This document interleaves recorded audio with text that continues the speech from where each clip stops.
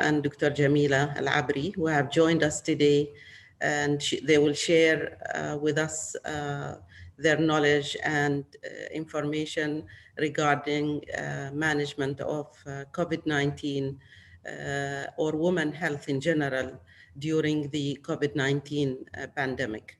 We'll be mainly concentrating, obviously, on the status in Oman. So hopefully you will see a lot of statistics, or at least information or data or guidelines that we are adapting to our country so we can use it in all the hospitals in Oman. Before starting, I would also like to thank Zakia Al-Ghabshi, our coordinator, who everybody knows, obviously. Zakia, she has been very active with us since the beginning of the society, and she is actually has been so excellent, and she is managing all these webinars. So for this year, inshallah, we are obviously having a plan of arranging regular webinars in various specialties in obstetric and gynecology. And you will get a lot of announcements regarding that, but we will have at least 3 to 4 webinars. We are also planning, hopefully, an international conference at the end of the year, hoping that will be like an attendees-based, inshallah, an attendance-based conference. And we hope by that time that we can already start doing conferences with the presence instead of virtual webinars or conferences. I would like also to announce a very important message that there will be a General Assembly meeting which will be virtual this year because of the current situation. The assembly will be on the 26th of March. And it's a very important meeting because we will be opening the election for a new society board. We would like to, for all of you, our valuable members, obviously, to contribute with voting and with also nominating your name for the board. So the criteria for nominating yourself to the board as by Oman Medical Association guidelines is to be an active member for the past 2 years, which I think most of us or most of you are members, because we have been actually having very good membership for the year of 2019-2020. Now, for the year of 2021, it's very important to nominate or in order to be able to either nominate yourself or get voting, that you should be also currently a member in 2021. So it's very important to renew your membership. The current membership of the society has dropped from 200, now it's only 90. So I would urge all of you who didn't register yet or renew their membership, they can do so now because Zakia will reopen the membership. The membership fee for this year, it will be only 40 riyals Omani, instead of the 100 that we usually have every year. And that's basically because for us as an OSOG, we have decided with the board that we will waive the registration fee for the OSOG membership. So this 40 riyals are actually the membership of Oman Medical Association. So as the society, we will not have any membership fee for this year. So please register as soon as possible, and so you can get contribution or you can get your participation for the General Assembly, and I wish all of you will be there, inshallah. So without further delay, it's my pleasure to introduce Dr. Shahila Sheikh. Dr. Shahila is a senior specialist and a great friend at the Sultan Qaboos University Hospital. She's an excellent speaker, an excellent doctor, and a surgeon. And Dr. Shahila will be speaking to us today regarding updates on the management of COVID-19 in pregnancy. Welcome, Dr. Shahila. Assalamu alaikum, and thank you, Dr. Tamima, for your introduction. Without much delay, let me start the presentation.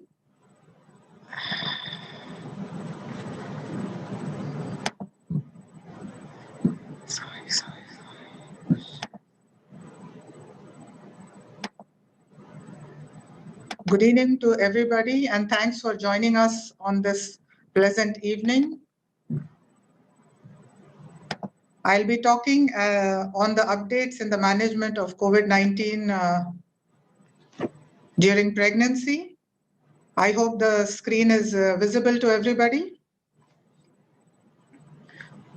So the objectives of my talk will be touching upon the epidemiology of COVID-19 in pregnancy, understanding why the respiratory system is so vulnerable during pregnancy, management of COVID-19 in the setting of pregnancy, current FDA-approved pharmacological interventions, timing of delivery, post-delivery care, and a bit about vaccines.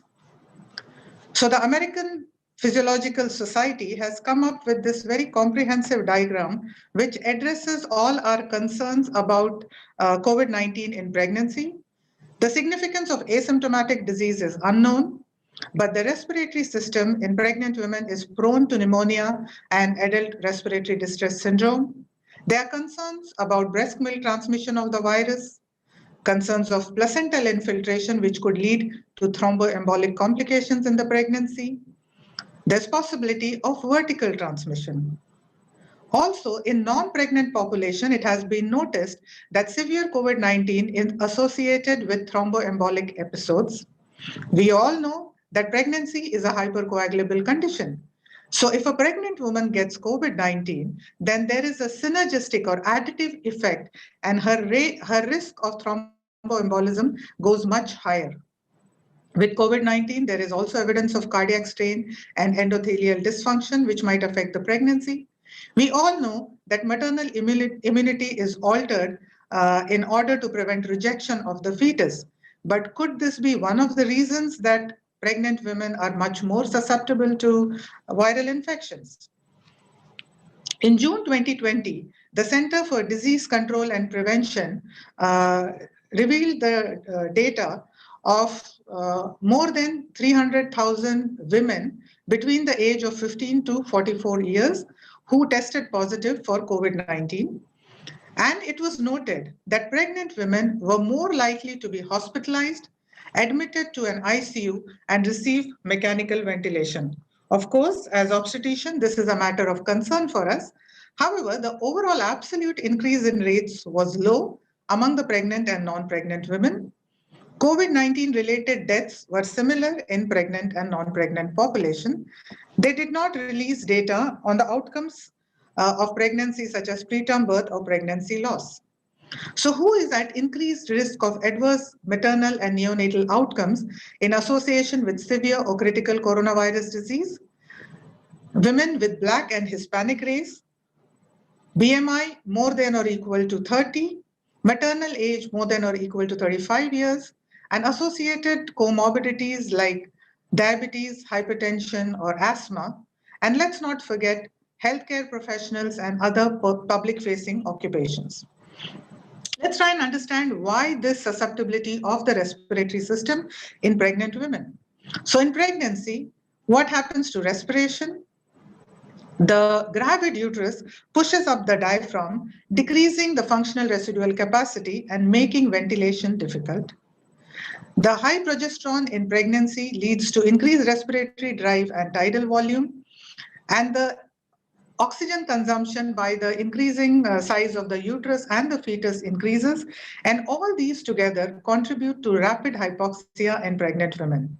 We also know that pregnant women are at risk of aspiration because of the same concerns, and this makes intubation also very challenging.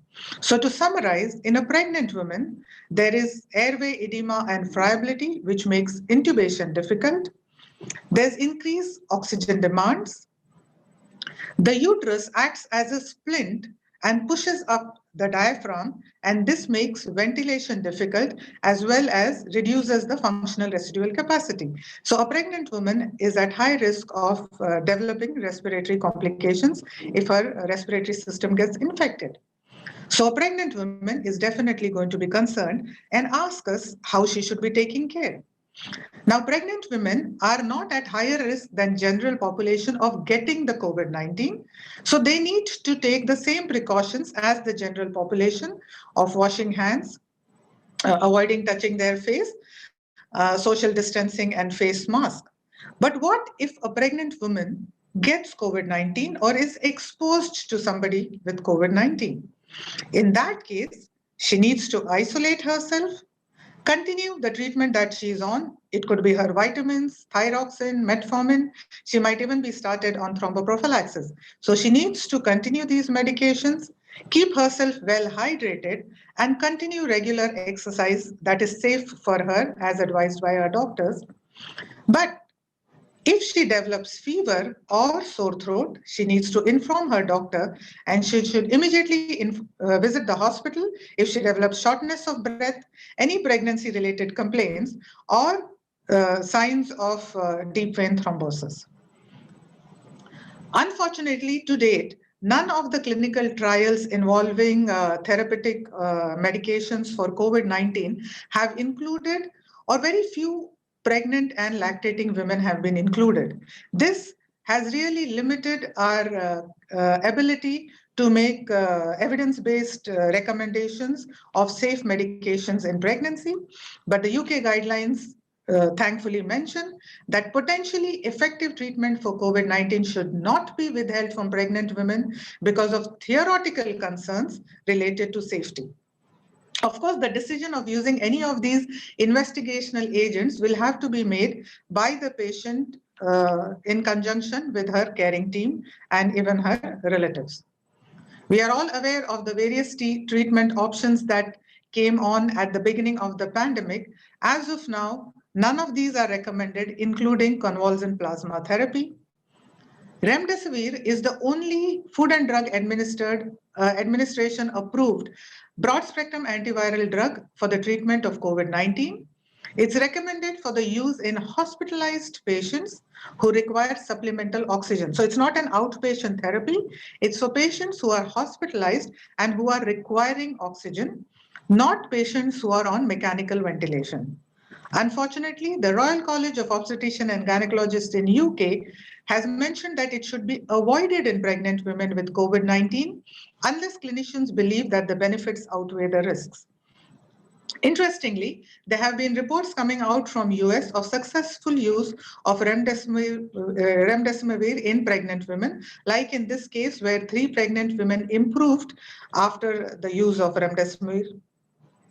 This another case report where a patient in her 3rd trimester required support in ICU with remdesivir. She recovered and then later on had an uncomplicated vaginal delivery. Here we have a report of 86 pregnant and postpartum women with severe COVID-19 who received compassionate use remdesivir with high recovery rates and very low rates of adverse effects. So I hope as more data comes in, we will be informed about any side effects to or long-term effects of this medication in pregnancy. The other group of medications recommended during pregnancy is steroids. They have been found to improve survival in hospitalized patients who require supplemental oxygen, the greatest benefit being in patients who are on mechanical ventilation. So the use of dexamethasone is strongly recommended in this setting. We as obstetricians are very comfortable with the use of dexamethasone. We've been using it over years for threatened preterm labor, and it can be used with the same dose if a patient with COVID-19 is anticipated to have preterm labor. The reason why dexamethasone is given is because it is not metabolized in the placenta, and it gets transferred to the fetus. Now, this very property of dexamethasone is a matter of concern if you want to give it for long term in a pregnant patient with severe COVID-19. Because 48 hours of 4 doses of dexamethasone might be safe, but prolonged use, as might be needed in a patient who's intubated or in the hospital, might be of concern to the fetus. So it has been recommended that in pregnant women, we give steroids that are metabolized in the placenta and will not cross over to the fetus. So if a pregnant woman outside of the risk of preterm labor requires steroids, then she should be given oral prednisolone 40 milligram once a day, or if she cannot take oral medication, then IV hydrocortisone 80 milligram twice daily. This should be given for 10 days or until discharge, whichever is sooner. So if the patient has threatened preterm labor or risk of preterm delivery, give her the dexamethasone for 48 hours and then switch over to either prednisolone or hydrocortisone as appropriate. Now, the latest medication recommended is anti-SARS-CoV-2 monoclonal antibodies, bamlanivimab 700 milligram and etesevimab 1400 milligram. This combination is recommended for outpatients. The previous two medications, remdesivir and steroids, was for hospitalized patients. Now, this combination is recommended for outpatients with mild to moderate COVID-19 who are at high risk of clinical progression as defined by emergency use authorization. I will be describing that in the coming slide. So, thankfully, it has been mentioned that bamlanivimab plus etesevimab should not be withheld from pregnant individual who has a condition that poses a high risk of progression from mild to moderate to severe COVID-19. So what are these high-risk criteria for emergency use authorization of this combination? BMI more than or equal to 35. We do have pregnant patients with that BMI. Chronic kidney disease, pre-existing diabetes mellitus, and immunocompromising conditions. So pregnant women with these conditions with mild to moderate COVID-19 should receive a combination of bamlanivimab and etesevimab. This combination is not authorized for patients who are hospitalized due to COVID-19 and require oxygen therapy. So just to summarize what I just said, if a patient is not hospitalized, has mild to moderate COVID-19 with no high risk factors, then no antiviral or antibody therapy is needed, and steroids are definitely not indicated. Just symptomatic treatment with maybe paracetamol and antihistamines should suffice. In outpatients with mild to moderate COVID-19 who have high risk of progressing to severe disease, as described by the previous criteria, you need to start the combination of bamlanivimab and etesevimab. Patients who are hospitalized but not requiring supplemental oxygen, there is insufficient data to recommend remdesivir. But a hospitalized patient requiring supplemental oxygen because of COVID-19 should be started on remdesivir. If the requirement of the oxygen is increasing, then dexamethasone can be added in this category of patients. Hospitalized patient requiring oxygen delivery through high flow device or non-invasive ventilation can have either dexamethasone or dexamethasone plus remdesivir. But if the condition progresses and the woman needs mechanical ventilation and ECMO, then the only drug advised is dexamethasone. Let's not forget thromboprophylaxis. Infection with SARS-CoV-2 should be considered a transient risk factor and trigger reassessment of the VTE risk that we already do at booking for the patient. If a patient is self-isolating or in quarantine, then she should be started on thromboprophylaxis, and it should be continued till she recovers. It will usually be between 7 to 14 days. Pregnant women who are admitted with suspected or confirmed COVID-19 should definitely be on prophylactic thromboprophylaxis. And pregnant women and postpartum women who have been hospitalized with confirmed COVID-19 on discharge should continue the thromboprophylaxis for 10 days. There have been some atypical presentations noted with severe COVID-19 in pregnancy. So as seen in this case report, a patient presented at 23 weeks and 5 days of gestation with acute respiratory distress syndrome associated with COVID-19 and had to be ventilated. She later on developed hypertension and biological disorders suggestive of preeclampsia and HELP syndrome. We all know that the definitive treatment of preeclampsia is delivery, but they subsequently ruled out preeclampsia by low ratio of serum soluble FMS like tyrosine kinase 1 to placental growth factor. So this patient, after 10 days of mechanical ventilation, recovered and the pregnancy continued and she delivered later on uneventfully. This is a prospective observational study where a preeclampsia-like syndrome induced by COVID-19 was reported from Spain. As you will notice, they had 42 pregnant women who were positive for SARS-CoV-2. 34 of these had non-severe disease and 8 had severe disease. As expected, in women with severe disease, the age was higher. We know that advanced age is a high-risk factor. At the severe patients got sick at a much earlier gestational age. None of these patients had history of preeclampsia or pre-pregnancy hypertension. There was one case of pre-pregnancy diabetes, but that was in the non-severe category. None of the patients was known to have chronic kidney disease, but when the preeclampsia diagnostic criteria during COVID-19 was noticed in 5 out of the 8 patients with severe COVID-19, giving it 62.5%. So this is something we need to be aware of. Another issue that we need to be aware of is cardiomyopathy in pregnancy. Here's a report of 2 out of 7 pregnant patients with confirmed COVID-19 who developed cardiac dysfunction with moderately reduced left ventricular ejection fraction. In non-pregnant patients with COVID-19 also, 33% of patients admitted in ICU have developed cardiomyopathy. In this case series of 15 young and otherwise healthy pregnant patients, if you see the highlighted area, the average age was less than 30 years and none of them had any chronic diseases before their hospitalization to the ICU with severe COVID-19.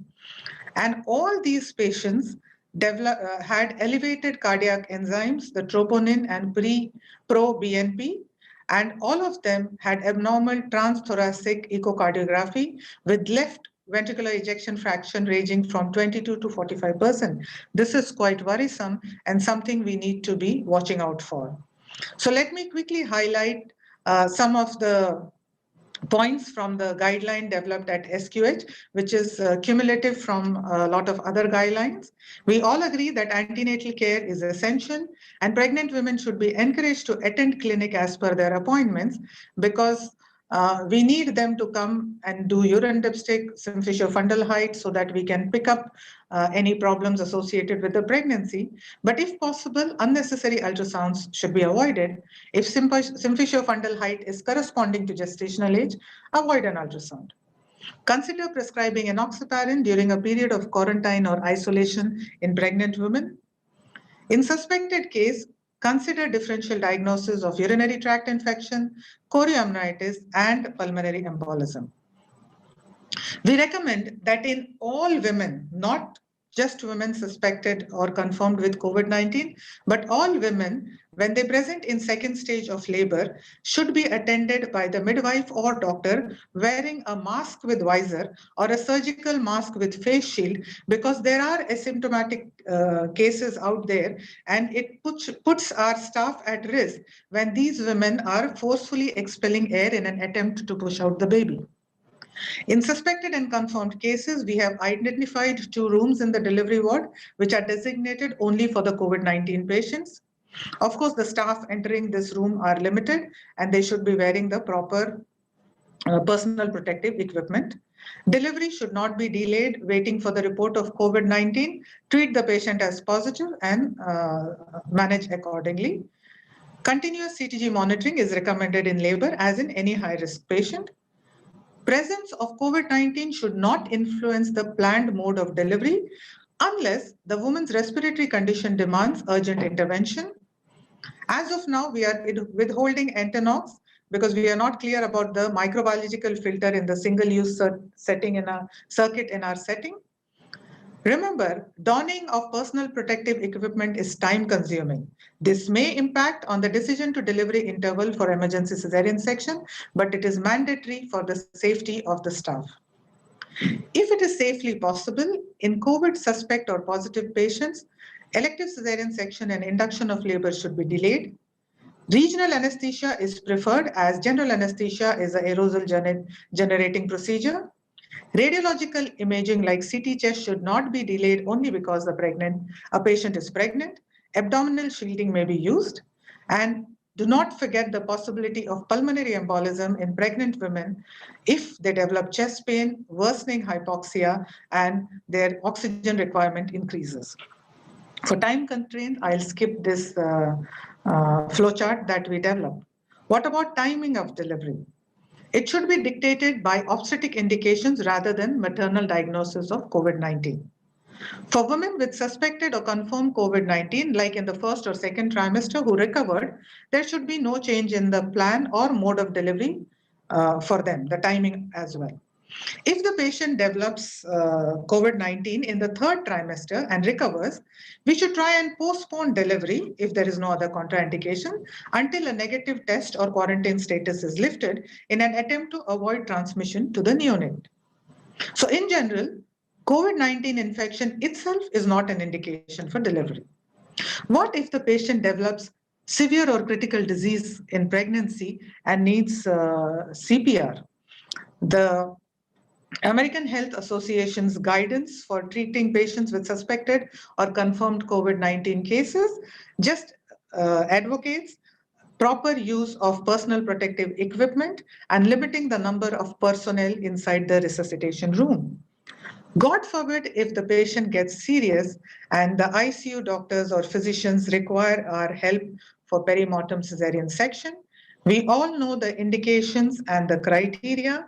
What we need to remember is that perimortem cesarean section decreases the oxygen consumption, improves the venous return because the uterus is now empty, improves the chest compression because the patient can be flat rather than being tilted, and can also facilitate internal chest compression. Post-delivery, it is reasonable to discharge a healthy mother and a healthy baby early. In our institution, we are aiming to deliver patients after vaginal delivery in 12 hours and on the second day after a cesarean section if everything is well. If requested, a well newborn male circumcision is considered to be indicated care. However, it will depend on the availability of the trained personnel. What about a woman who suspected or confirmed COVID-19 and breastfeeding? Without doubt, I'm sure all of us agree that the benefits of breast milk far outweigh any risk of viral transmission through it. So breast milk is definitely recommended and should be encouraged. The only choice the woman has is whether she wants to breastfeed the baby or she prefers to express the milk. She needs to take the usual precautions because at that moment she is SARS-CoV-2 positive. She should wash her hands and wear barrier protection before she handles the breast pump, the bottle, or the baby. If the patient chooses to breastfeed, of course, she should be wearing a mask while handling the baby, and the baby should be kept 6 feet apart and preferably behind a curtain after she finishes breastfeeding. Remind the patient that this is just for a short while till she recovers. It should be not more than 14 days, and after that, she could go back to normal handling of her baby. Another thing that we all need to be aware of, that whenever any global disaster goes on, it has an acute impact on women. Pregnant women are particularly susceptible, and with this isolation and restricted movement associated with COVID-19, the violence against women is on the rise. Challenges of mental health are also increasing. So there's worsening pre-existing mental health issues and in fact new issues developing because of the anxiety and stress which is inherently associated with pregnancy. And then there's a risk of job loss and temporary unemployment with rising tempers. So our women are suffering, and we need to be aware and try to provide help wherever we can. What about vaccination? mRNA vaccines do not contain the virus. They are unlikely to pose a specific risk to pregnant women. Even the Oxford AstraZeneca Covishield vaccine available in Oman right now is considered to be safe in pregnant women. If post-vaccination the woman develops fever, she should be encouraged to take acetaminophen, as it does not impact the antibody response to the vaccine. A woman need not routinely test for pregnancy before taking a vaccine, and she need not postpone pregnancy after taking vaccination, as is recommended with some vaccines like the rubella vaccine. These vaccines are also not thought to be of risk to breastfeeding infant, but finally, getting vaccinated is a personal choice for pregnant and breastfeeding women. We can only guide them. For persons who have received anti-SARS-CoV-2 monoclonal antibodies, vaccination should be avoided or delayed by 3 months. So to conclude, the risk of severe coronavirus disease 2019 during pregnancy may be higher than in general population, although the risk factors are the same. So pregnant women should be counseled about this risk and the measures they need to take to protect themselves. When possible, pregnant women and lactating women should not be excluded from clinical trials of therapeutic agents or vaccines. Antenatal corticosteroid use is safe in pregnancy. It's only that the choice of drug will change if a pregnant woman needs steroids for severe disease. We should have a low threshold for thromboprophylaxis in mothers with COVID-19 and for investigation of possible thromboembolic events. Mothers with COVID-19 should be encouraged to breastfeed with the proper precautions. We should be mindful of the wider implications of the pandemic and ensure that screening takes place for mental health distress and intimate partner violence whenever possible. The risk of severe coronavirus, Clinicians need to be aware of atypical presentations like preeclampsia and cardiomyopathy that I just mentioned. And information about coronavirus is constantly evolving, and keeping ourselves updated is mandatory. So as it looks like the world has been taken hostage by this pandemic, let's hope and pray that we will be successful in taking care of our vulnerable patients and their precious pregnancies. Thanks for your patient hearing.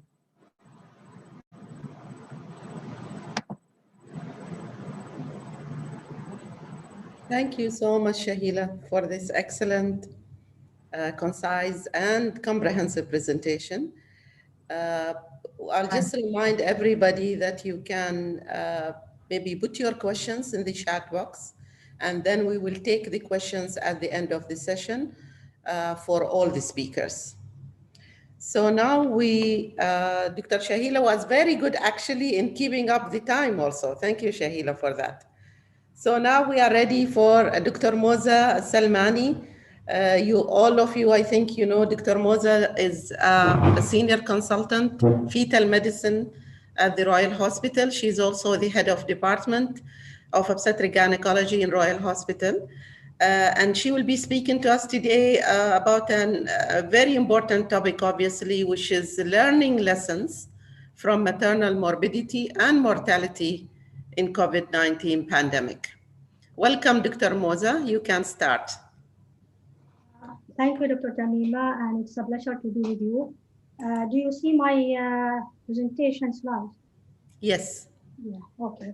So as Dr. Tamima mentioned, my talk will be about the lessons that we have learned from the maternal morbidity and mortality related to COVID-19.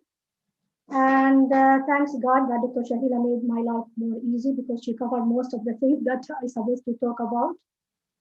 The outline of my presentation, I'll give a brief overview about COVID-19 status in Oman, effect of COVID-19 on maternal as well as the obstetric outcome from the national and international data, and the lessons that we learned from maternal mortality and morbidity, whether from the national data or from the international studies. effect of COVID-19 on fetal and neonatal outcome, and then we'll end my talk with few take-home messages. So WHO declared COVID-19 disease as a pandemic on March 11 last year, and that is after the increasing number of cases reported from all over the world. And in Oman, from February 24th last year, we started reported COVID-19 positive cases. And the total number of positive cases which were reported till 1st of March this year reached 141,496 with a mortality rate of 1.1. And if we go to and talk about the maternal mortality cases, that is based on National Maternal Mortality Committee report, the total number of cases reported 26 cases, out of them 3 due to road traffic accident and 5 cases with COVID positive. If we talk about Royal Hospital, we didn't have any maternal death, but total cases till the last week reached 147 cases. Out of them, 12 cases admitted to the ICU, with ICU admission rate reached 8%, and that is compared to 0.6%, which is before the pandemic.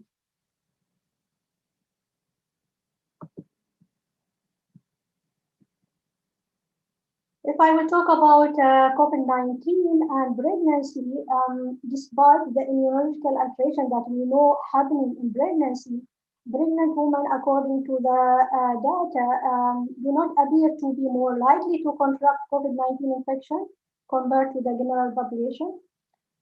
And according to the early data, which was actually misleading, showed the risk of severe disease requiring intensive care admission in pregnant women was similar to non-pregnant women.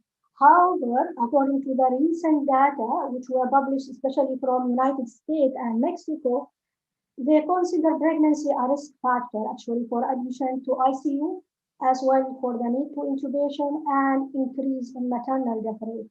So the maternal death rate is slightly higher when comparing pregnant women with non-pregnant women with COVID-19. Regarding the effect of COVID-19 on the fetus, there is no evidence that COVID-19 infection has an adverse effect on the fetus or neonatal outcome. And these some studies which compare pregnant women with non-pregnant women with COVID-19. The good news is that when patients get infected with COVID-19, more than 2/3 of pregnant women are asymptomatic. And even those who are symptomatic, majority of them have mild disease. And severe illness to be more common in third trimester, and in some study actually they found that severe illness is more common in the second half of pregnancy, from 20 weeks onward. There are studies that have been done which compare pregnant women with non-pregnant women with COVID-19, and there are studies also which have been done comparing pregnant women with COVID-19 who are asymptomatic and those who are symptomatic. So if we talk about these studies, the one which was done comparing non-pregnant women with COVID-19 to pregnant women with COVID-19, they show higher rate of intensive care admission. And some study actually reflected that the pregnant women have lower threshold for ICU admission, and not because they have more severe disease. While the study which were published from the United States and Mexico, they found actually the rate of severe disease is more common in pregnant women with COVID-19 compared with non-pregnant women. And if we compare pregnant women without COVID with pregnant women with symptomatic COVID, the women who have symptomatic COVID-19, they have more worse maternal outcome, including risk of death. So actually, the risk of death is slightly higher with COVID-19 in pregnancy compared with pregnant women without COVID-19. And that is based on UK study where they found that the maternal death is slightly higher compared with previous years. This is already have been covered by Dr. Shahila regarding the risk factors for hospitalization. for COVID patient in pregnancy, and they found that being from the minority ethnic background, this put you at risk of admission, as well as obesity with BMI more than 25, or if you have any pre-existing comorbidity like diabetes or chronic hypertension, and of course maternal age, 35 or older. Although some study actually they say that the maternal age doesn't make any difference whether you are young or advanced maternal age. All of them are the same risk. Living in areas or households of increased socio-economic deprivation, this is one of the risks, and that's because of the crowd. The other risk factor, if you are working in an area of high exposure to COVID-19, like for example, the healthcare workers, they are more at risk of being hospitalized with COVID-19. This is just some of the study that has been done. Sorry, I want just to, sorry. That have been done, which shows that the risk actually of ICU admission and the requirement for intensive care, as well as the risk of maternal death, is more in pregnant women with COVID-19 compared with non-pregnant women. This is, you can find it nicely summarized in the RCOG guideline. And especially those who have been published from the United States, they found that the risk of ICU triple when they compare it with control, the same for requirement for invasive ventilation, as well as the risk of myocardial injury, more with COVID-19 in pregnancy, and as well the risk of thromboembolism and maternal death. This is another study, the UCO study, which is published from from UK. It also showed that the risk of ICU admission actually for symptomatic women reached 9% compared to less than 1% in the pre-pandemic stage. And these are the studies which have been published from Mexico and United States comparing the pregnancy with non-pregnant women. So they are looking whether pregnancy itself is a risk factor for ICU admission and for invasive ventilation and for maternal death, and they found that the risk actually increasing with pregnancy, whether ICU admission or maternal death. We did also a small study looking to the clinical characteristic of COVID-19 in pregnant women, and this is a retrospective descriptive study we did in Royal Hospital. And we did it in the early stage of the pandemic from March till end of July. Included 60 COVID-positive pregnant women who were admitted at Royal Hospital. And what we found that majority of the patients have actually either asymptomatic or have mild disease. And those who have moderate disease constitute 6.7%, 8.3% had severe disease, and 2% were critically ill. And when we look to the management, most of them actually managed at home. 37% required inpatient care, and 12% required intensive care unit admission. And when we look to the obstetric outcome, we didn't find an increase in the rate of miscarriage, and this is the same that has been published also in the international study. They didn't find increase in the risk of spontaneous miscarriage. But what we found that the risk of preterm delivery actually tripled the pre-pandemic stage. The previous preterm delivery before the pandemic was 10%. And with our study, the risk increased to 30%. Majority of them actually spontaneous, 78%, and 22 iatrogenic due to iatrogenic cause. And this is also have been reported in the international study, but what is different in the international study, they found that majority of preterm delivery actually iatrogenic compared to our study. We also found that instrumental delivery rate is high in pregnant patients with COVID-19. It is 8.5 compared to 5% in the pre-pandemic stage. And lower cesarean section also higher, 42 in our cohort. It was in the pre-pandemic, it was 22%, and with COVID-19 patients, the rate has increased to 42%. And that is expected. The higher rate of cesarean section in moderate and severe disease may be due to the concern regarding maternal respiratory compromise. And this study, the international study, they showed almost similar results in terms of preterm delivery. The preterm delivery, for example, in the banned COVID and in the US registries, the same. The risk of preterm delivery increased to 16.2%. And the risk of cesarean section increased to ranging from 38 to 48%. The same, the UK study, which included 1,148 pregnant women, the rate of preterm delivery in the symptomatic patient increased to 19% from 9%. And in the asymptomatic patient, the rate of preterm remained the same. So it is correlating with the severity of the disease also. The rate of cesarean section increased in both groups, in the symptomatic and asymptomatic pregnant patient with COVID-19. It is ranging from 40 to 49%. When we talk about the maternal and neonatal complications, what we found in our cohort group that 5% of cases had severe pneumonia, 2% has acute respiratory distress syndrome, and 2% end in septic shock. 2% had DIC, and 3 had postpartum hemorrhage.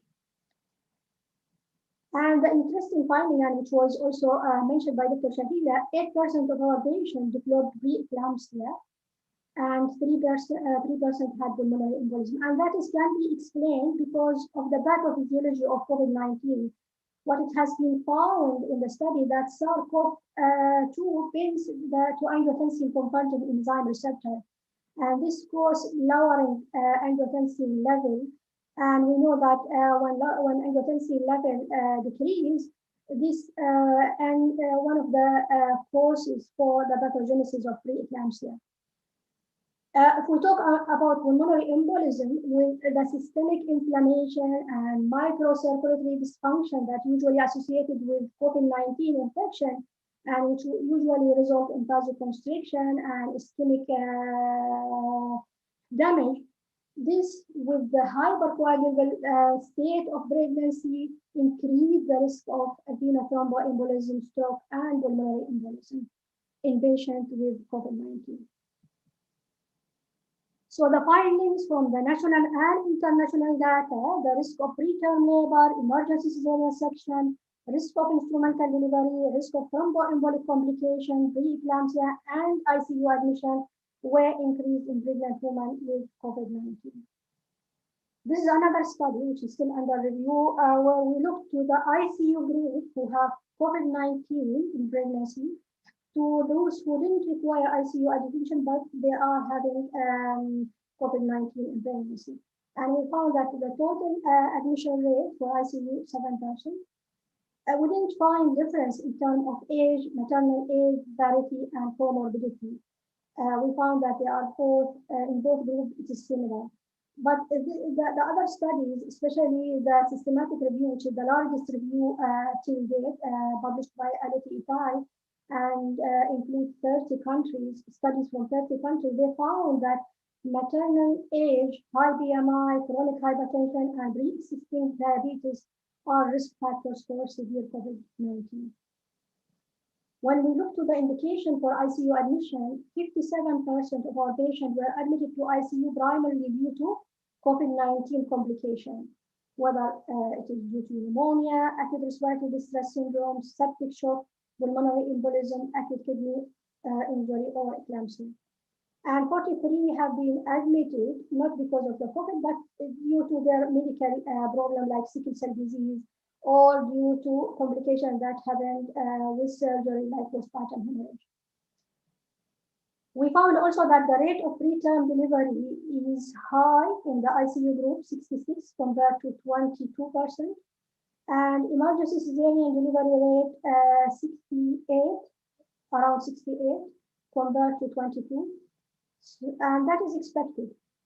One woman from our cohort group underwent termination pregnancy to improve her response to the intervention. and she improved after termination of pregnancy. There was no maternal mortality report, and there was no fetal or neonatal mortality in women admitted to the ICU. Now I will talk about the lessons that we learned when we did a maternal mortality review in the National Maternal Mortality Report. And I have took the permission from Dr. Jamila just to share with you some of these lessons we learned. So comparing to previous years, in the last year, 2020, the total maternal death reached 26. Out of them, 3 due to traffic accident and 5 cases with COVID-19. And I'll just share with you some of these cases, and then I will share with you our findings and our conclusion. Case number 1, this is a case of this patient in her 3rd pregnancy, had history of contact with COVID-19. And she presented at term in early labor with fever, but she refused COVID test and left Lana. And within hours after she left Lana, she presented again to the same hospital, and she progressed fast and she delivered vaginally. Postnatally, she was isolated and offered COVID test, but again she refused and she left Lana. And after 7 days, the family brought her to the same hospital. So what we have found that this patient actually, she's obese, she's highly suspected to have COVID-19, especially that she presented with fever. But what we find that thromboprophylaxis not prescribed to her, whether antenatally or even during the time of postnatal period. And even if she was discharged without thromboprophylaxis. Sudden collapse, especially in the postpartum period or even antenatal, one of the causes is pulmonary embolism. And we know that with obesity, with highly suspected COVID-19, there is increase in the risk of. So please, regardless whether she had COVID-19, we know that COVID-19 is one of the risks, but thromboprophylaxis risk assessment is very important, whether it is antenatally or postnatally. It helps to reduce the mortality rate. The second case is a 35 years old. She is a cesarean section followed by 2 vaginal delivery. She presented to her secondary hospital at 23-24 weeks of gestation with 10 days history of cough, shortness of breathing, and fever, with history of contact to COVID-19 patient. She was treated as COVID pneumonia, and the COVID test came positive. Her oxygen requirement increased, and there was multidisciplinary team discussion to terminate the pregnancy as her condition was worsening. Her family agreed on termination, but they requested to transfer her to a tertiary hospital level. And before they transferred, she was intubated. And when she reached ICU care in the tertiary hospital, she was progressing to acute respiratory distress syndrome. And during her stay in the ICU, she developed severe preeclampsia, and actually she had eclamptic fit. And again, there was discussion about terminating the pregnancy. And on the day of planned cesarean section, she had vaginal bleeding, and it was placenta abruption, and she delivered vaginally, and the baby, unfortunately, although they tried to resuscitate the baby, but they couldn't revive the baby. Post-delivery, mother developed sepsis and died with multi-organ failure. So this is a mother who died with COVID-19 with complication of acute respiratory distress syndrome, eclampsia, placenta abruption, and sepsis. So the learning lesson that yes, COVID-19 is a cause for fever, but we need to exclude bacterial causes. So whenever a patient presenting with fever, even if she is highly suspected to have COVID, septic workup should be done and should be started on IV antibiotics. Termination of pregnancy might improve the maternal condition, especially in critically ill patients. We know now from all the studies that we have mentioned, and especially from the recent study that have been published from United States and from Mexico, pregnancy itself is a risk factor for developing all these complications related to COVID-19. and there is slight increase in maternal death in pregnant patients with COVID-19. So the priority is for maternal stabilization and for the mother. If the multidisciplinary team discussion think that termination of pregnancy might improve maternal outcome, then I think after discussion with their family, it is a choice that we need to make it. Case 3, this is 37 years old, grand multi, with a 3 cesarean, obese, booked and on follow-up at her local hospital. She was quarantined for 2 weeks at 31 weeks for suspected COVID. And then at 33 weeks, patient brought dead to her local hospital. This is again emphasizes the importance of risk assessment for venous thromboembolism in pregnancy. This is a patient looking to her age, looking to her multi-parity, previous 3 cesarean, obese. She had 4 risk factors for having antenatal prophylaxis. Unfortunately, this patient didn't have antenatal prophylaxis, and even when she was quarantined, she didn't receive thromboprophylaxis, and they brought her dead to her local hospital. I know it is very difficult to reach the exact cause of death without postmortem examination, but one of the causes of sudden death in pregnancy is pulmonary embolism, and it is a preventable cause. So this is one of the take-home messages from these maternal mortality cases. So points to be considered with COVID-19 in pregnancy, clinicians shouldn't assume that all pyrexia is because of COVID-19. The possibility of bacterial infection should be considered, and a full sepsis screening should be performed, and patients should be started on IV antibiotic. And I think this is the protocol that is recommended from the national guideline.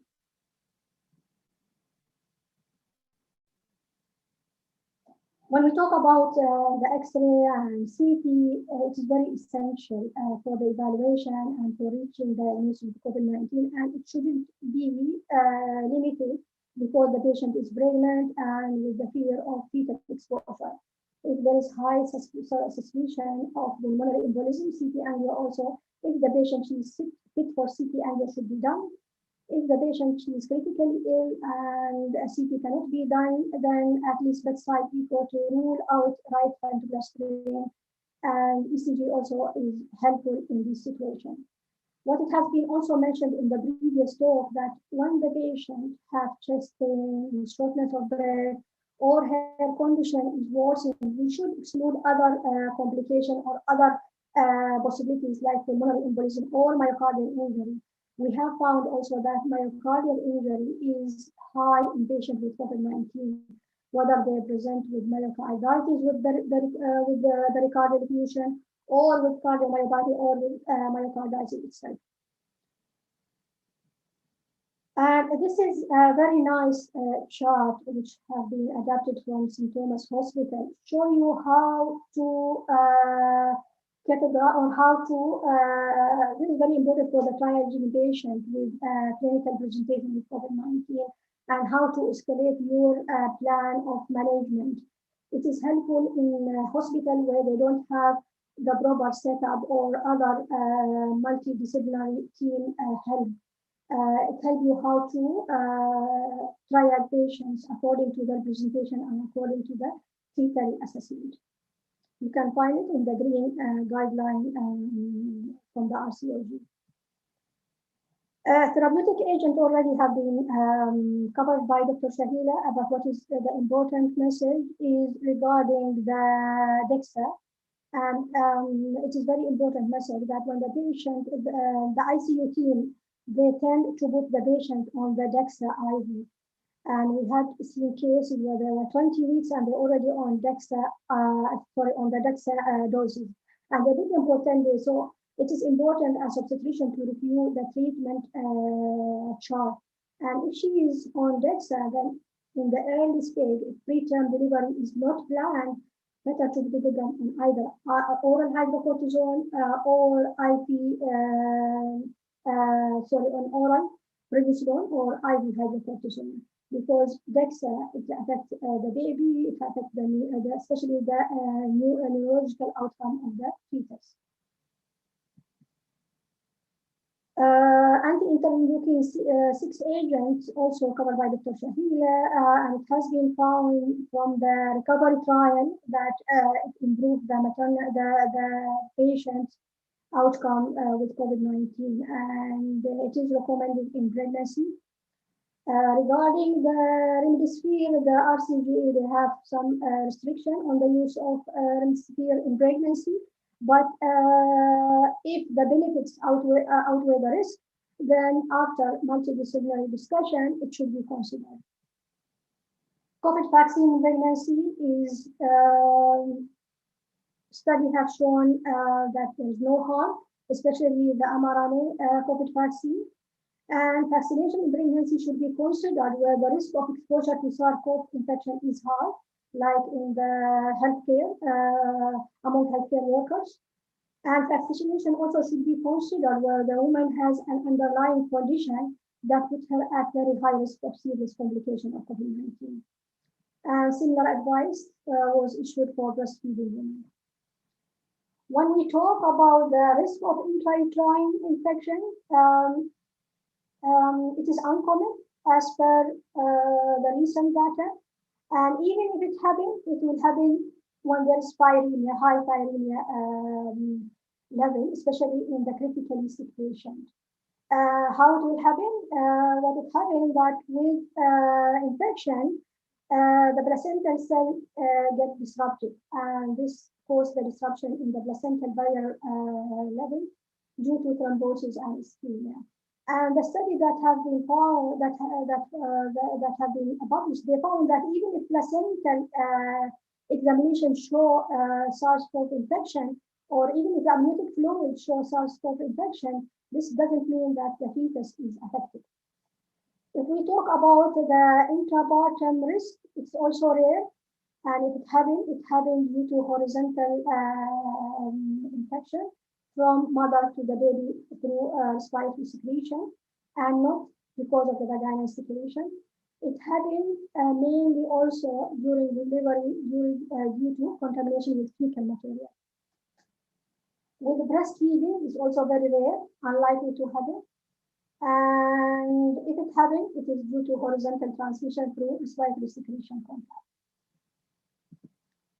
So take home message, COVID-19 in pregnant women is a major healthcare challenge, and management of symptomatic patients should be by multidisciplinary team. During management, the priority is for stabilization of maternal condition, and pregnancy shouldn't limit the investigation and treatment given to the mother, as well as consideration of termination pregnancy if it will improve the maternal outcome after multidisciplinary team discussion. And as per recent data, why all this? Because pregnancy itself emerged as a risk factor for death, for pneumonia, and for ICU admission in SARS-CoV infected women of reproductive age. The risk also of preterm delivery, risk of emergency cesarean section, instrumental delivery, risk of developing preeclampsia, and risk of thromboembolic disease also common in pregnant women with SARS-CoV infection. According to the recent data, the risk of vertical transmission seems to be negligible. I think by this I'm ending my presentation, and thank you.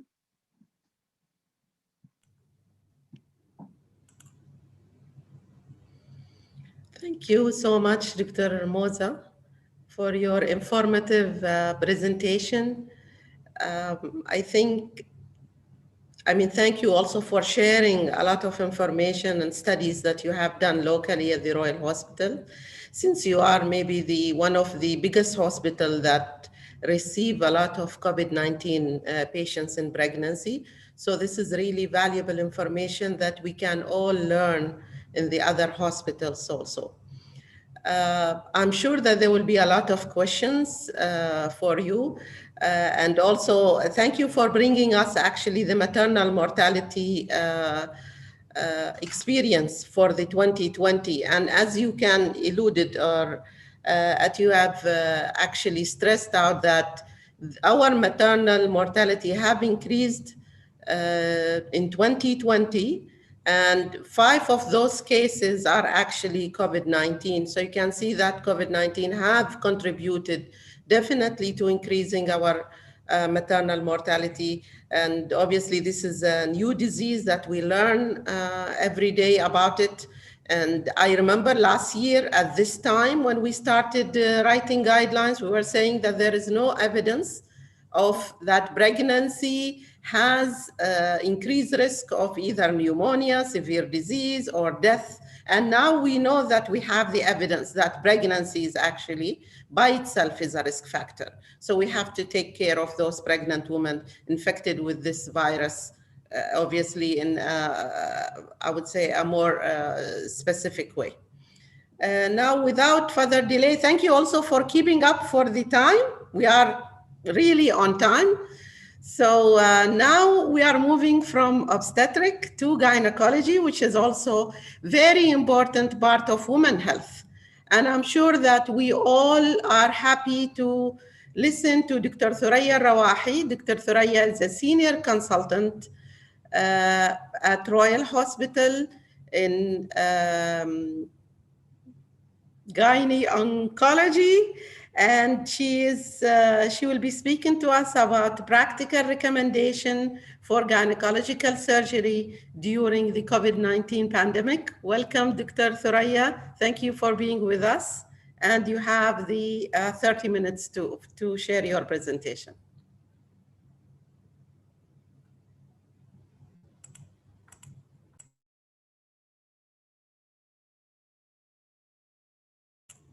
You are mute, Thuraya. Unmute yourself.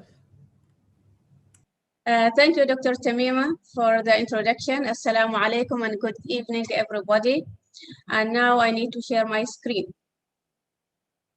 Right? How to share it? Pressing share. Zakia? Yes, Doctora, you need to press the share screen icon. Yeah, I'm pressing it. 1 second. Yes, it came. Okay. Right?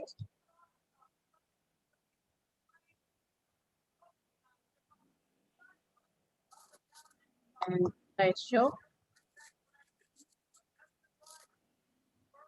We are starting from, yeah. Okay. Bismillah ar-Rahman ar-Rahim. So now we are moving from obstetric all the time. The obstetric team, they'll present first, then the gynae. I don't know when the gynae will present first, then the obstetric. But Allah Karim. Now we'll talk about the gynecological surgical consideration in the COVID-19 pandemic. And the main thing in my presentation, the goals are to review the various considerations necessary to safely perform gynecological surgery during a viral pandemic, and to focus on methods by which the triage gynecological surgical procedures. The reports of operative outcome for women with COVID-19 who undergo surgery suggested that these patients are at high risk, significant risk for perioperative morbidity and mortality, and we have group of patients after gynae surgery admitted to the ICU, and we had one mortality, unfortunately, since started this pandemic. Triage of gynecological surgery in mid-March, everybody know the recommendation were released to postpone elective surgeries, intervention when feasible. This recommendation are based on two main concerns in WHO. The first one is to protect patients and health workers from the exposure to the COVID-19 and it is related complications. The second is to preserve hospital resources for the increasing number of patients with COVID-19. All the hospitals, all the regions, everywhere, what you say, it is very, highly income countries and low income countries, they suffered. Everybody suffered from this pandemic, especially the hospitals and the resources. In acute phases of COVID-19 outbreak, there was self-regulations from patients themselves has been observed. Even in Oman, we call the patients, you come for the clinic or come to for the theater. They are voluntarily canceling their schedules and they're respecting the the situation, the emergency situation that the country on. Despite the desire to limit operative procedure, it has been stopped completely, but still urgent and emergent surgical procedure need to be done in somehow, in some capacity. So the era of surgical triage of patients, it came, and it has a lot of ethical considerations, a lot of publication about the ethicality of triaging the patients there. There are several risk stratification schemes developed to help triaging patients when operating room capacity is limited. The triaging system attempts to quantify and balance the medical needs of patients in conjunction with the logistical constraints of the hospital and the regions. For example, previously in Royal, we operate 2 to 3 days a week. It had been cut to half a day, 1 day only, and this was a half. The type of the schemes, there are surgical triage algorithms, the medical necessary.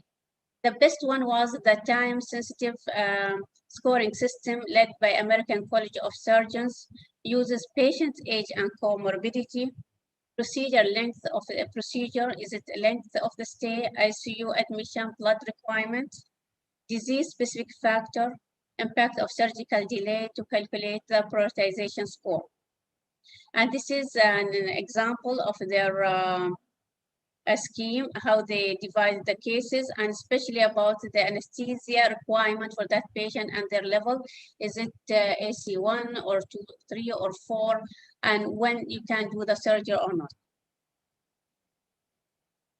There is another scheme which is very good called CETAL group, used to the indication and waiting time to stratify the following of the general surgical cases. Emergency surgery to be done within 1 hour to 2 hours. Urgent surgeries less than 24 hours. Elective urgent surgery less than 2 weeks. Essential elective surgeries less than 3 months. Non-essential elective surgery 43 months. This guideline, it has been used for gynecological surgery in many literatures. For emergency surgeries, less than 1 hour, like peritonitis, tube-ovarian abscess, pelvic abscess, ruptured ectopic pregnancy, necrotizing fasciitis. Urgent surgery in gynae in 24 hours, within 24 hours, you need to operate. Post-operative infection like acute inflammatory abdomen, adnexal torsion, myoma torsion, ovarian cyst, hemorrhage, or torsion. Elective urgent less than 2 weeks. This is mainly for cancer surgery, which will need to be done, although they are elective, but still they are urgent to be done within 2 weeks to 4 weeks. Actually, in Royal, we delayed cases up to 8 weeks during the acute pandemic phase. Essential elective between 42 days to 3 months, like hysteroscopy for abnormal uterine bleeding, suspected malignancy, or perimenopausal transit, post-menopausal bleeding, suspected malignancy, cervical conization, and LETs to exclude neoplasm in the lower genitalia tract. Non-essential elective like infertility procedures, family planning procedures, this can be waived and not necessary to be loaded in the system. This is another scheme of certifying the cases, and also it's concentrated mainly in the anesthesia and the urgency and the timing that needed to do the surgery. So estimate length of post-operative hospitalization should be abbreviated. It is very, very important. You should not do a case that you know the patient will stay for months with you in the ward. The cost and surgical indication should always be assessed, and you need to utilize the resources in a correct way. If there is any need or expected risk for prolonged ventilation, you need to alert the ICU.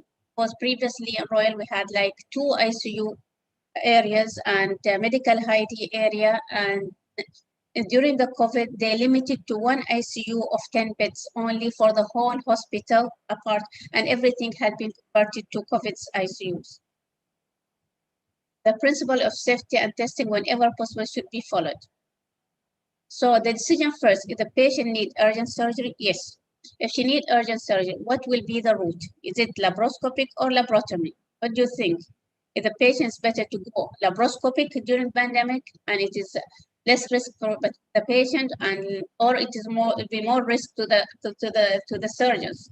So there was a lot of literature debating between laparoscopic and laparotomy, and many webinars happened regarding this issue, the route of the surgery. Traditionally, you know that laparoscopic is much far advanced to the laparotomy, in short recovery time, short hospital stay, low risk of post-operative complications, reduced risk of pain and pain medication, less risk of hemorrhage during the surgery. And you can see here, the surgeons is far away from the abdomen compared to here when they are in the laparotomy. If you look at the point of the surgeon's surgical staff, laparoscopic offer less of or no spillage of fluid and tissue, provide more distance between each surgeon and patient. However, there is no consensus in the literature regarding whether the laparoscopic or laparotomy is superior under pandemic conditions till now. However, the decision route of surgeon may differ upon the surgical setting, the condition of the patient, the availability of the screening. For example, if the laparoscopic surgery takes longer time, it's better to convert it laparotomy and make it short. At admission, all patients requiring urgent surgery should be assessed for SARS-CoV-2 infection through general screening questions. And this is happening for any person entering the hospital, actually. There's 3 questions: have contact with COVID-19 patients within the last 14 days, having any symptoms of fever, cough, or flu or not, informed consent concerning the probability of COVID-19 exposure in the hospital. Here, if the patient is COVID-19 positive, it's better to delay a surgery until recovery. And we had patients, but we delayed them at 3 to 4 weeks, unfortunately, and their malignancy progressed because of the COVID-19. Consider non-operative treatment modalities, like we moved some patients to chemotherapy and radiations as another line of treatment prior to the surgery. If the surgery cannot be postponed, it's better to do laparotomy, but this is at the beginning. This guideline was at the beginning, but now they changed. They say laparoscopy and laparotomy are the same. If unknown or suspected COVID-19, pre-operative COVID-19 virology testing should be done. Unfortunately, it's not done everywhere. Plan the surgery after the result. If it is negative, do it laparoscopic. If there is not enough time for screening, laparotomy. No suspicious, adequate symptoms-free time, immediately go for laparoscopy if it is indicated. Operating room environment, it should be an active pressure, OR. It is the ideal for reduction of dissemination of the virus. Thank God, Oman rules, all the operating are negative pressure in the government or in the private. It should be a dedicated OR for COVID-19, which happened in Royal. We had one downstairs for the obstetrics and one upstairs for general surgeons. There is only that OR, it's only for COVID patient, not interfere, not contaminated with the other patients. An OR with high frequency of filter air exchange help for the reduction of viral load. This is the OR, this is a machines were kept in the OR of the COVID, and it sucked everything. You feel that you are being sucked there. There's no air. You feel from the amount of the filters and sucking the air there. These are examples of ceiling ones, but in Royal Hospital we have stand ones. And it shows how many filters it goes before the air is gone outside. So hospital guidelines should be defined to standardize the procedure and condition of all surgical staff, including workflow definitions and UR rules. We did a lot of guidelines and protocols for the ORs, appropriate donning and doffing procedures and areas, and a lot of video clips we sent to the hospitals, to the surgeons, nurses, how to do the donning and doffing for the surgical point of view. Personal protective equipment. In patients with confirmed or suspected COVID infection, all surgical teams members are required to wear PPE, personal protective equipment. The WHO recommends that FFP2/3 and N95 masks can be used for 4 hours, but because of shortage of N95, we re-sterilize our N95 mask and we reused it more than in days actually. Level 3 protection of PPE includes, when they tell you level 3 protection, the doctor or the medical personnel need to wear a face shield, N95 shield, filtered mask, fluid-resistant gown, disposable gloves, disposable eye protection, and glasses or face shield. How the virus transmission, I'm sure 100% everybody know, it transmits in 3 ways, either directly by droplet from human to human, by someone's nose, mouth, or ears, or eyes, smaller but much more numerous like aerosol particles, and or from contaminated surface with large droplets that spread onto the surface. SARS-CoV-2 particles range from 50 to 200 nanometer size. N95 mask can be 95% effective in filtering particles larger than 300. So it is not that 10%, it's protecting about the virus. Good quality conventional surgical mask can provide protection similar to N95 mask under general population's condition.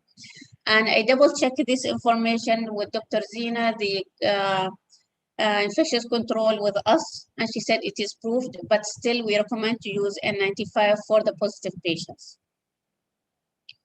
For laparoscopic surgery, as you know, it is performed by forming a pneumoperitoneum using carbon dioxide gas.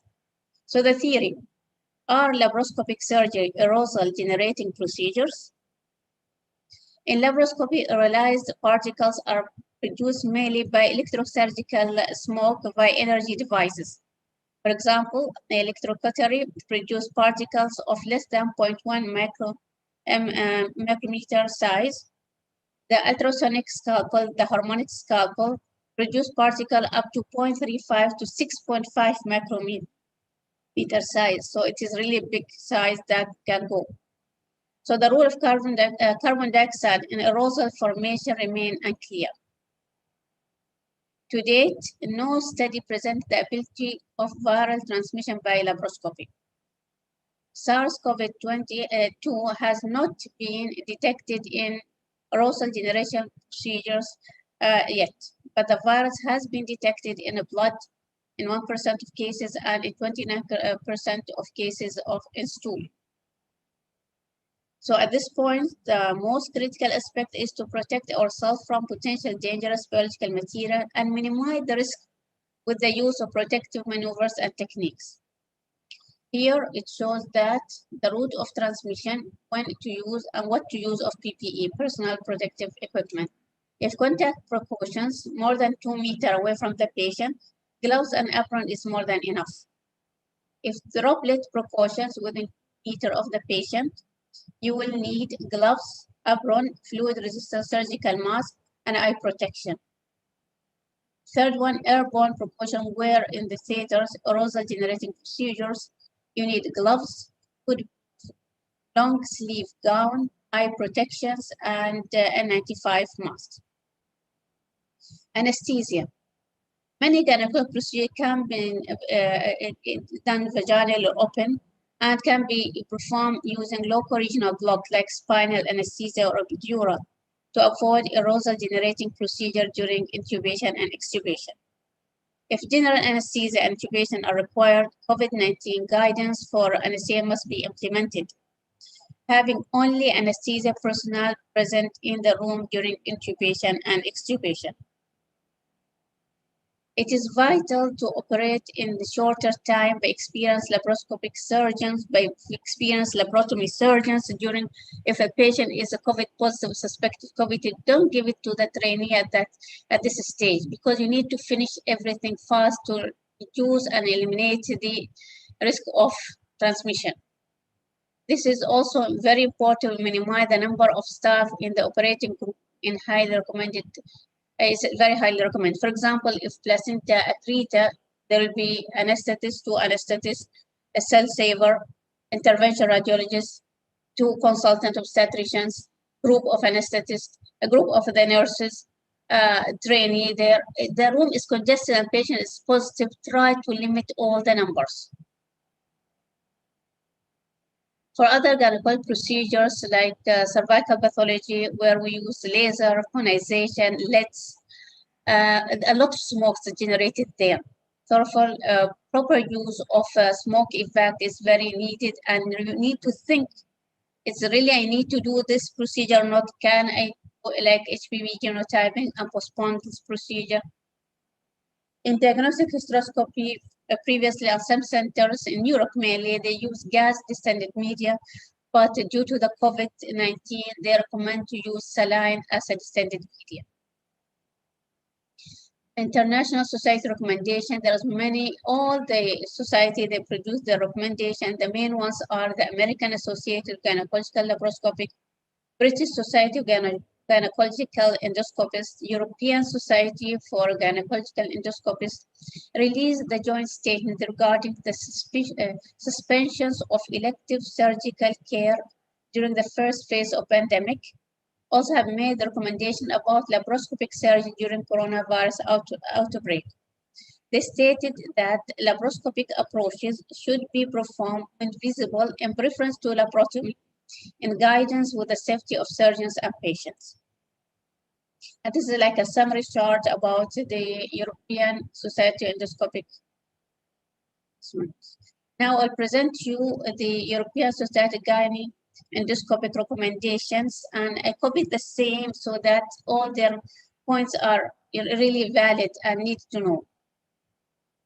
During the time of crisis, they said the healthcare providers need to be able to concentrate their resources on the care of patients severely affected by coronavirus. Hence, elective operations for benign conditions should not be carried out during the pandemic. When possible, alternative medical treatment approach like injection, uterine artificializations, hormonal treatment should be considered to minimize suffering and keeping women at home away from the hospital. Depending on the availability and priorities of the healthcare system, it should be useful to screen patients for coronavirus infection before planned surgery, when possible. Unfortunately, in Oman, we are not able, because they said it is really a huge numbers and they cannot afford it. And suspected or documented COVID-19 positive patients, surgery should be postponed until fully recovered if there is no immediate life-threatening situation. Consideration should be given to non-surgical alternative when possible.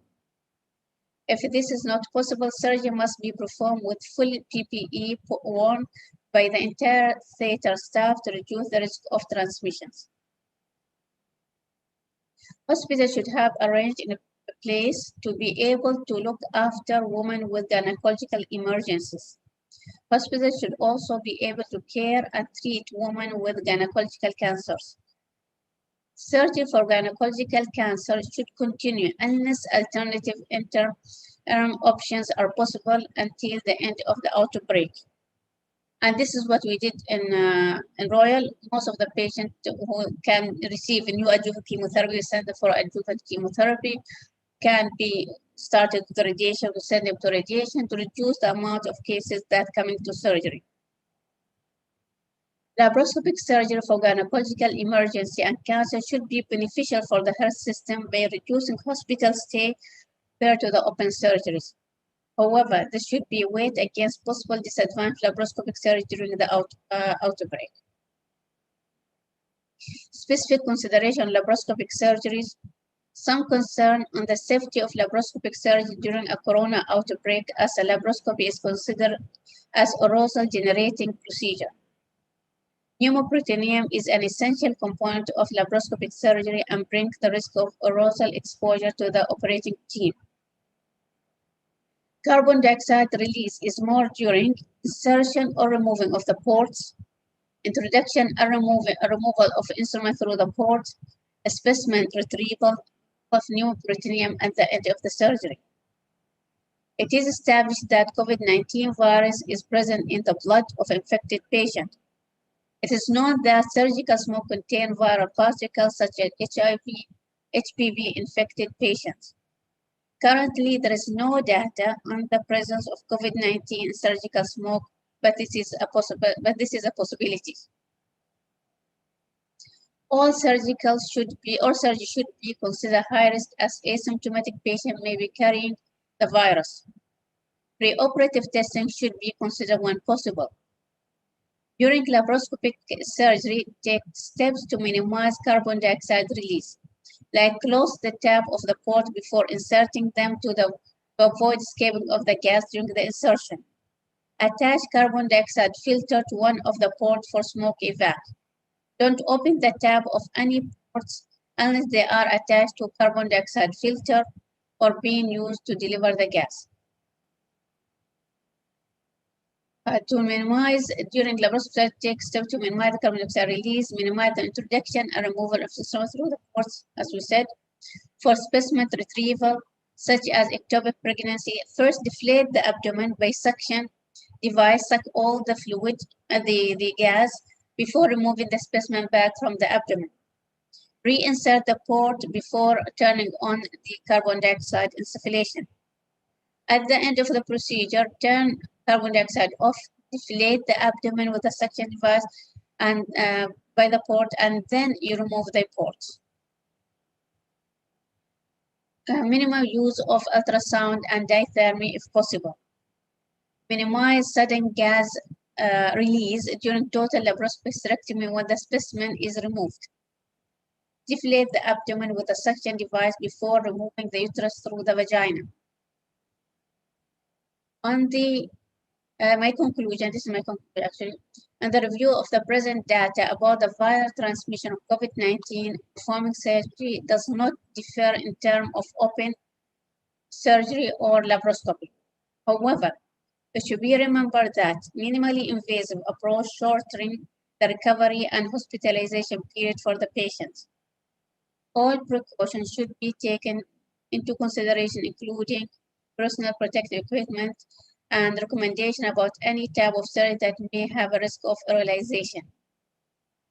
Evidence-based data and experts' opinion renewing every day about the way of surgery during COVID-19 period. This is my reference, and thank you.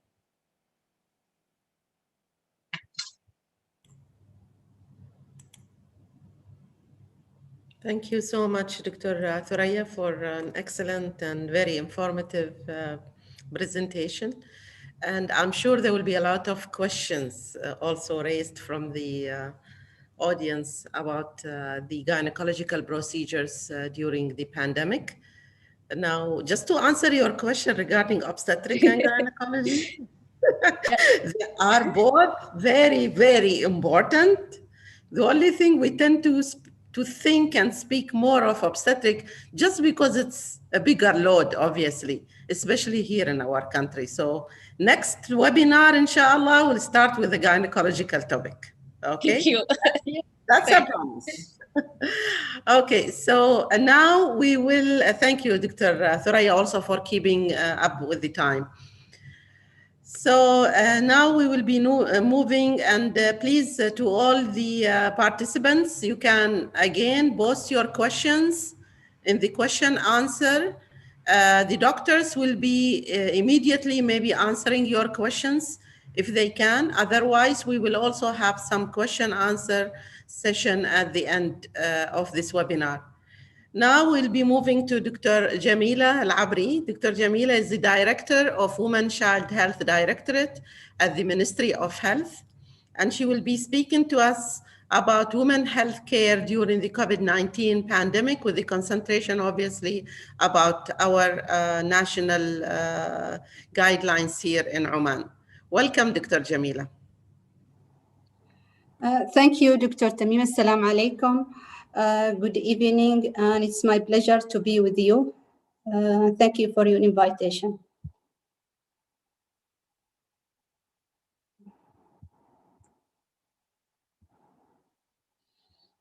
So in the next few few minutes, I will be presenting about women health care during COVID-19 pandemic. And in my presentation, briefly, I will go through briefly on the impact of COVID-19 on women health care service globally and the impact of the pandemic in the service of women health service in Oman. I'll try to present what the available data up to today. So, since according to the WHO dashboard on COVID-19 pandemic, on 5th of March, we have more than 115 million of confirmed cases of COVID-19, and there were more than 2 million deaths on 5th of March due to COVID-19. Previous speakers already touched on the impact of COVID-19 on pregnancy and on the gynae service by Dr. Thuraya. And in the literature, there are growing reports describing and looking into the impact of COVID-19, the pandemic, on women services and specifically on the maternal health. Women and COVID-19 have affected women both directly and indirectly. Directly through the infection, although the recorded cases of COVID-19 infection in women less compared to men, and indirectly through the change in the healthcare system and the healthcare infrastructure, which all directed toward attending the pandemic. The change in the social and economic situation, which all we faced last year, have affected the healthcare the women received during that last year. And as Dr. Shahila, she mentioned earlier, there is increased frequency of maternal health problem, mental health problems recorded in pregnancy and in postpartum mothers. Also, as mothers, we struggled, and in many parts of the world, we struggled with increased child care demands, especially during the closure of the nursery and the child care. And in the literature, there is a reported increase in the domestic violence. Actually, the long-term impact of COVID-19 pandemic on maternal health is still not yet been determined, but it was expected there will be a potential severe outcome. Moving into the healthcare system, we face all of us and globally the change in the working practice. In many countries, there was a need to expand healthcare forces, and this was done by inviting recently retired staff back to work or arrange for near qualified staff to start work. And also the maternity staff and those who are working on gynae services, they were moved to support the medical wards. And all of these have negative impact on the quality of care the women receive.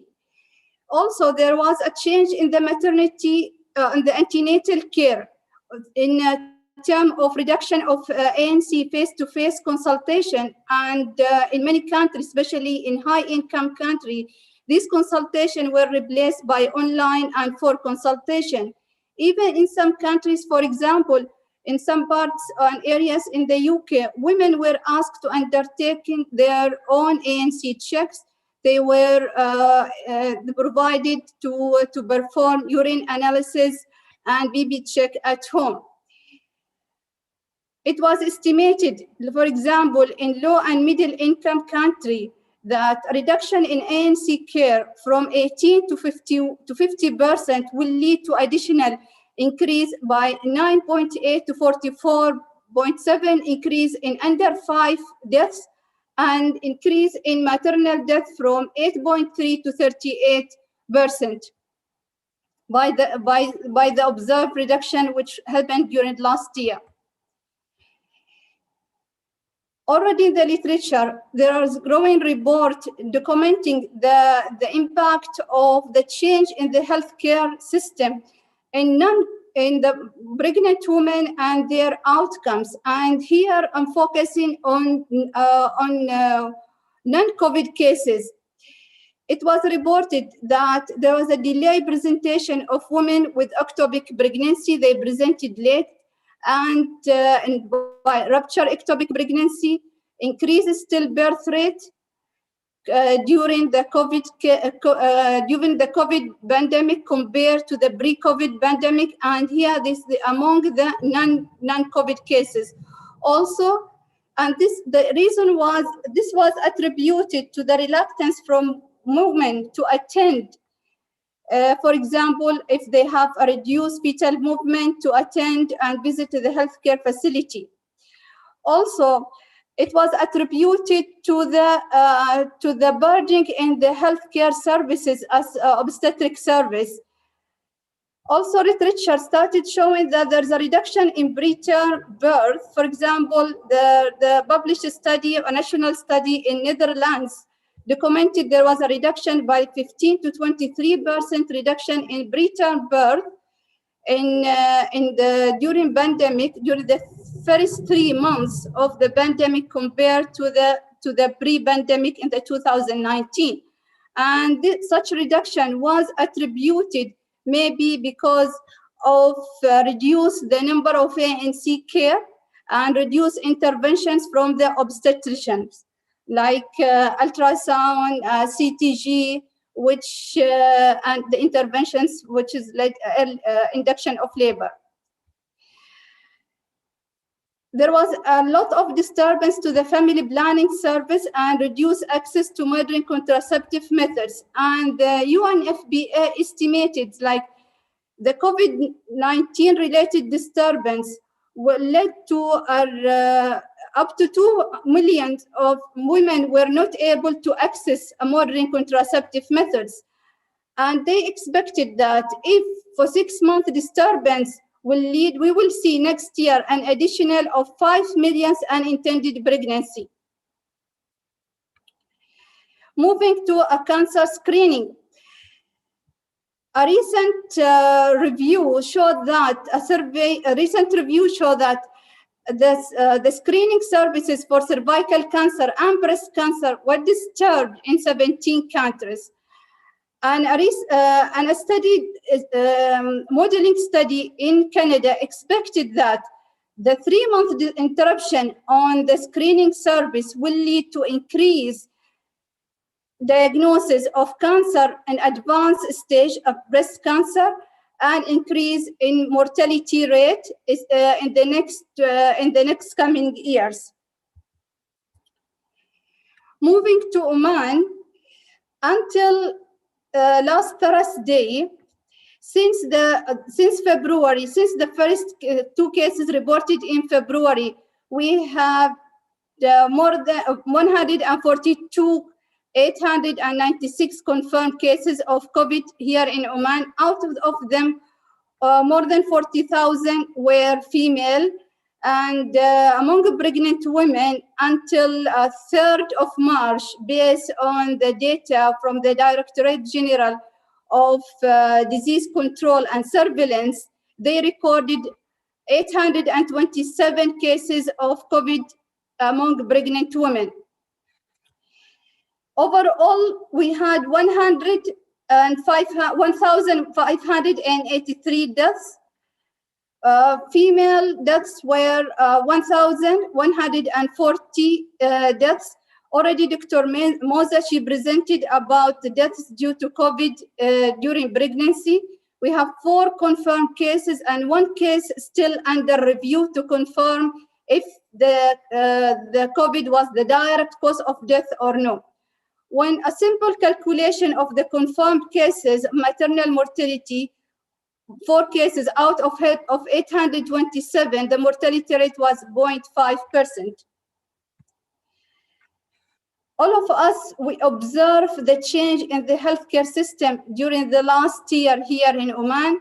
There was a change in the healthcare facility settings. For example, in primary healthcare, half of the areas in the primary healthcare was allocated for COVID, and until now, there's a closure of some of the number of healthcare facilities at primary healthcare and reducing working hours in a number of other healthcare facility, reallocation of staff.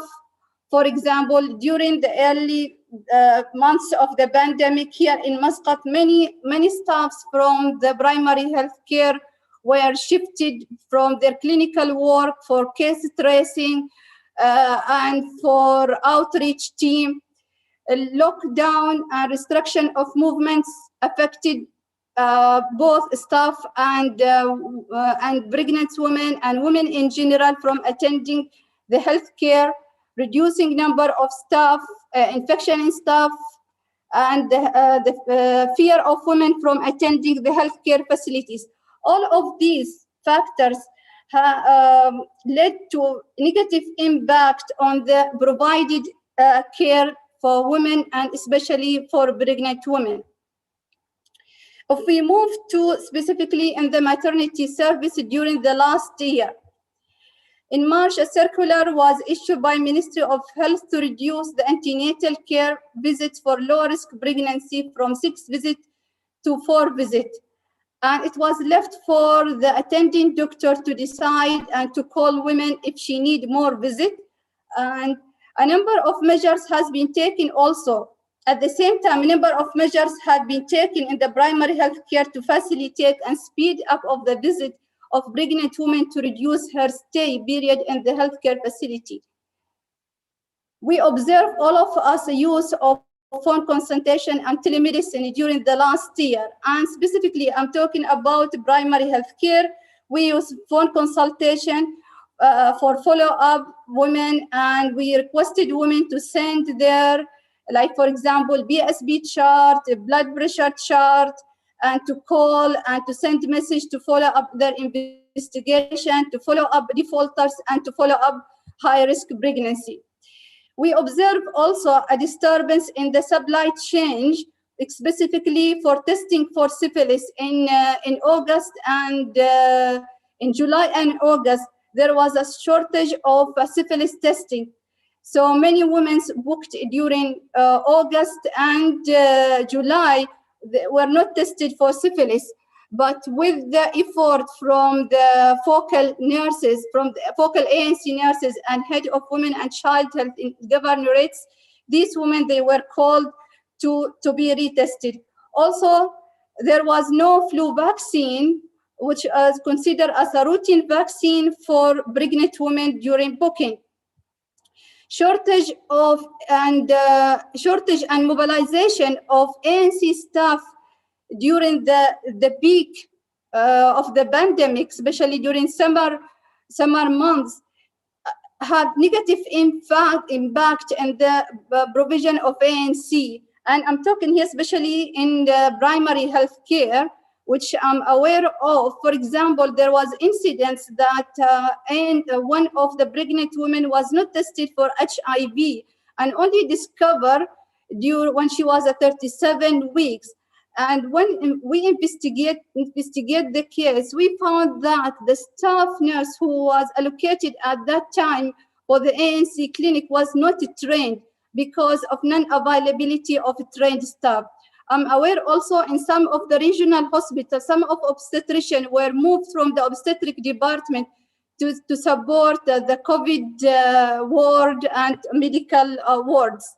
So all of this had a negative impact on the provision of ANC care.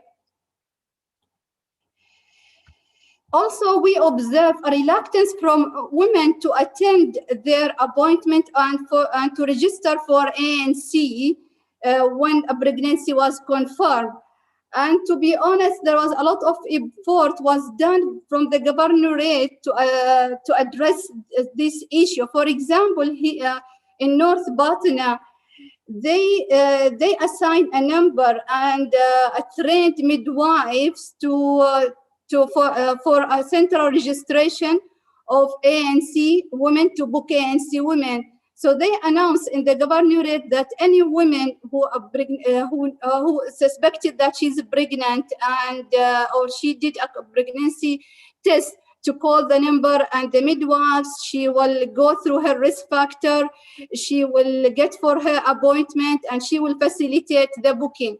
Also, during the restriction of movement between governorates, we know many of families, they move from Muscat to the interior. And many women, they were reluctant about and worried about how they will do their ANC booking. And to facilitate the process, we instructed that women should be booked wherever she is. Like, it's not necessary to be booked as a national policy in her parent institution.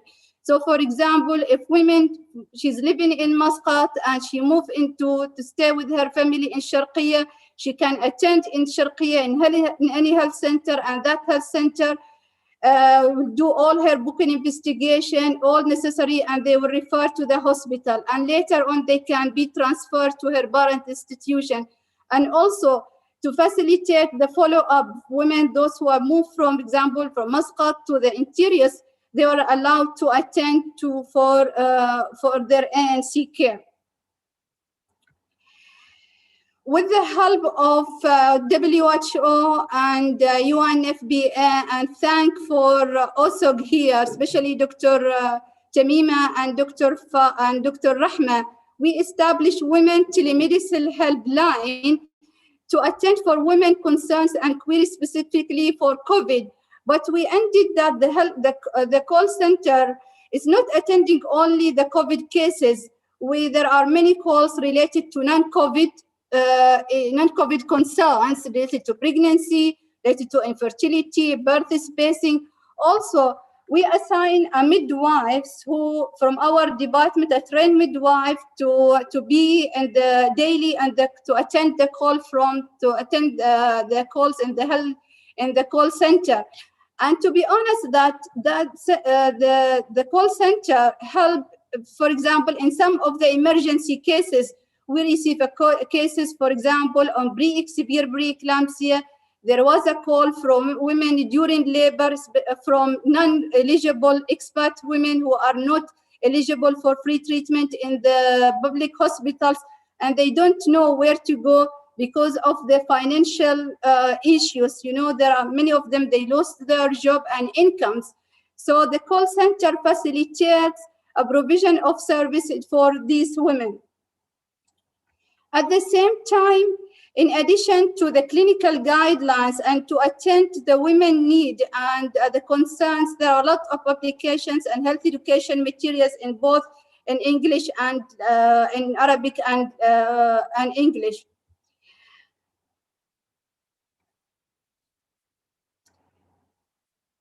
About the impact of COVID-19 in labor and postnatal care, I'm sure that you are more aware than me about how the COVID-19 resulted in a lot of pressure on labor ward and staff due to infection, shortage of staff, and also infection among the patients, and also restriction of the movement of staff during the restriction of movement between the governorates. Also, like some of the policy which change in the labor ward, that restriction of use of inhaled nitrous oxide and oxygen as a pain relief, restriction of a limitation of number of visitors and birth accompany, and this led to increased anxiety and mental issues on mothers, especially the primary mothers. The early discharge from hospital, and also a circular from ministry was issued to limit the postnatal care only to high-risk cases. And unfortunately, by this, we have a missed opportunity to diagnose condition among the mothers, for example, anemia, urinary tract infection, and to provide counseling and support, especially for primary mothers. Here I'm sharing with you preliminary data regarding comparing the ANC registration in 2019 and 2020. And generally, you can see the data is from the healthcare facility in MOH facility. So you can see generally there's a reduction in the number of registered women in the ANC clinic in 2020 compared to 2019. For example, in Muscat, you can see about the difference is about 1,000. Also, there's a reduction in the first trimester registration in most of the governorate. If we look into the number of deliveries in MOH healthcare facility, overall, you can see also there was a reduction in the number of deliveries in the MOH facility in 2020 compared to 2019. And for example, in hospitals in Muscat, MOH hospital in Muscat, such as Khawla Royal Hospital and Qurayat Hospital, we observe a difference by more than 1,000 deliveries. Also, if you look into Masandem and Buremi in this region, because of the closure of borders, you can see there was, compared to the other regions, there was an increase in the number of deliveries in these regions, because women who are usually, they are going to, they select to deliver in United Arab Emirates, they were not able to go, so they delivered in their respective governorate. Similarly, you can see in North Batna from Suhar, Shunas, there was increase of number of delivery by more than 600 deliveries compared to the previous year. This data is a preliminary data. We need to verify it. The concerned department is analyzing this data and the previous data, and we need to ensure that is there, especially for the ANC registration, are we losing women who are not attending, are not registering in our clinics, or maybe they selected to go to private, or where they are, or it's actually there are a reduction in the number of pregnancy during last year compared to the previous year. Still, we are looking into the data and compare it and discuss it with the other concerned departments. And this is preliminary data. The final data will be published in the annual health report, maybe before the mid of this year. If we look into some of the indicators, we observe there is increase in the percentage of cesarean sections in 2020 compared to 2019. We're not sure if such increase is due to cesarean section on COVID cases or not. Dr. Musa already, she touched on that. We need to look into the data and compare. There was no major change on the stillbirth, slight reduction in 2020 compared to 2019. And also, no major change we observe in the low birth weight. And already Dr. Musa, she described and she discussed about the total reported maternal deaths earlier. If we move into the family planning or birth spacing services, although in MOH we didn't issue any circular to stop birth spacing service, but the service by itself were disturbed, especially in provision of long-term contraceptive method like IUCD implant in some of the governorate. Also because of no postnatal visits, the cancellation of postnatal visit, and for low risk pregnancy, we lose opportunity to provide birth spacing service to these women. We observe also fear of women to attend for birth spacing clinics during the pandemic. And when we compare the consumption of the contraceptive method, according to the data from the Directorate General of Medical Supply, we saw that there is a reduction in the consumption of all contraceptive method in 2020 between January to November 2020 compared to the same period in 2019. And you can see the major reduction was in BOB, and BOB usually prescribed during the first 6 months after delivery, and maybe that was due to the cancellation of postnatal visit for low-risk women. And even we expected that even high-risk women, they didn't attend for their postnatal visit as usual in previous year. You can see also there was a reduction in the implant and in injection, IUCD. Moving to the infertility program, as MOE policy, we didn't request any facility to stop providing infertility treatment and management, but the service also was disturbed because of the load and the change in the procedures and the clinics at secondary and tertiary care facility. Acceptance of referral of new cases, many cases were rejected or were given a long waiting time to be accepted to be seen at secondary clinic.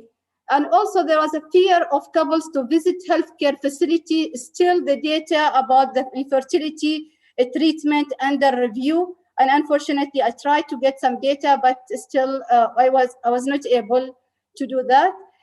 The preliminary results from the telemedicine helpline, we observed that about 20% of calls from the non-pregnant women groups were related to infertility issues, which means that infertility by itself was an issue during the pandemic, and women were seeking help. And in addition to the infertility treatment, there was a calls about the fertility planning the pregnancy. There was a concern also from women if it is safe to become pregnant during pandemic or no. I think maybe Dr. Tamima, she is more aware about this call more than me. Still, that's data from telemedicine we are still cleaning, and maybe there will be a chance later on to share the finding. Moving to the breast cancer screening, unfortunately, it was decided to close the clinic, the screening clinic at the primary health care for routine cases only to attend for those symptomatic cases. And also the referred cases, they were giving a long waiting time to be accepted at secondary care.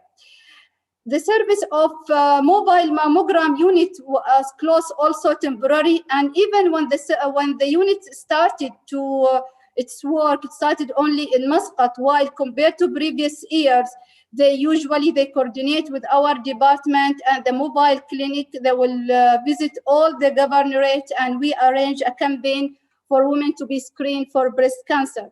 But unfortunately, such things didn't happen last year.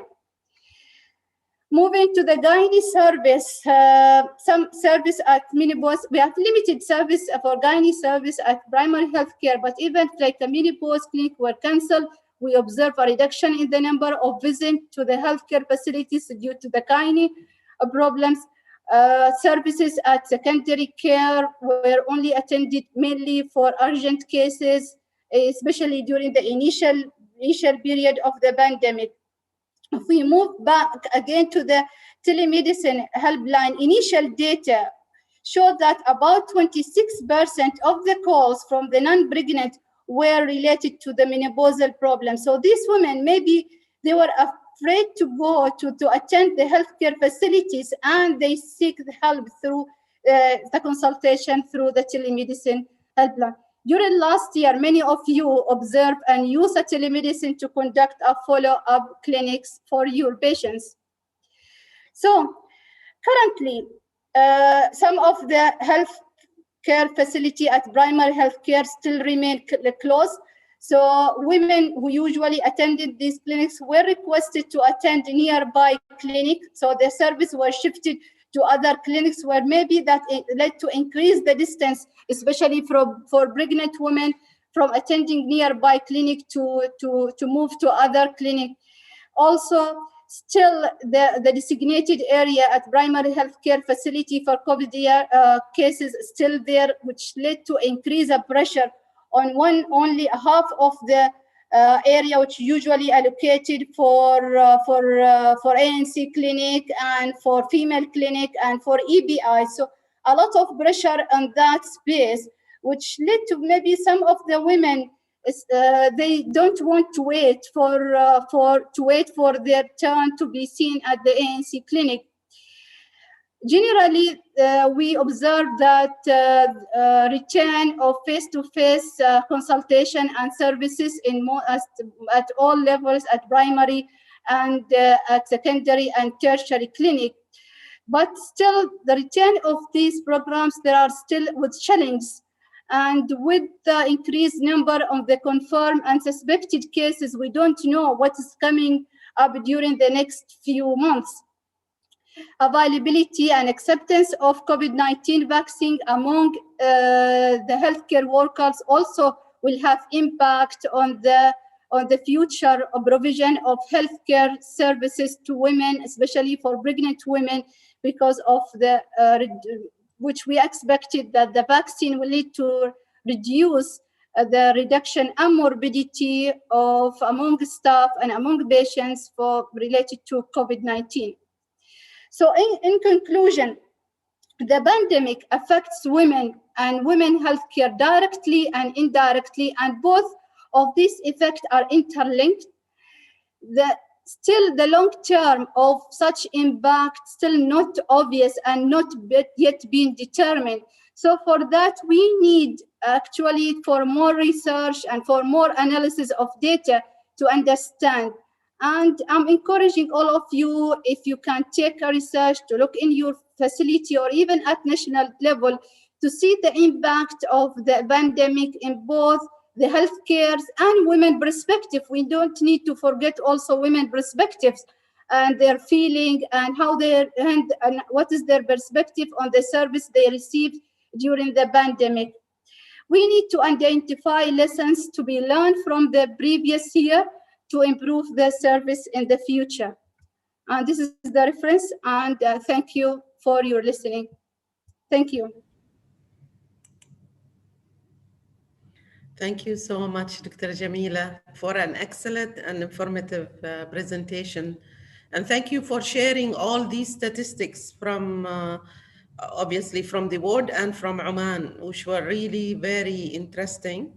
And I'm sure that there are a lot of questions raised about the statistics on, obviously, it looks like our birth or our total delivery number has increased by around 2,000.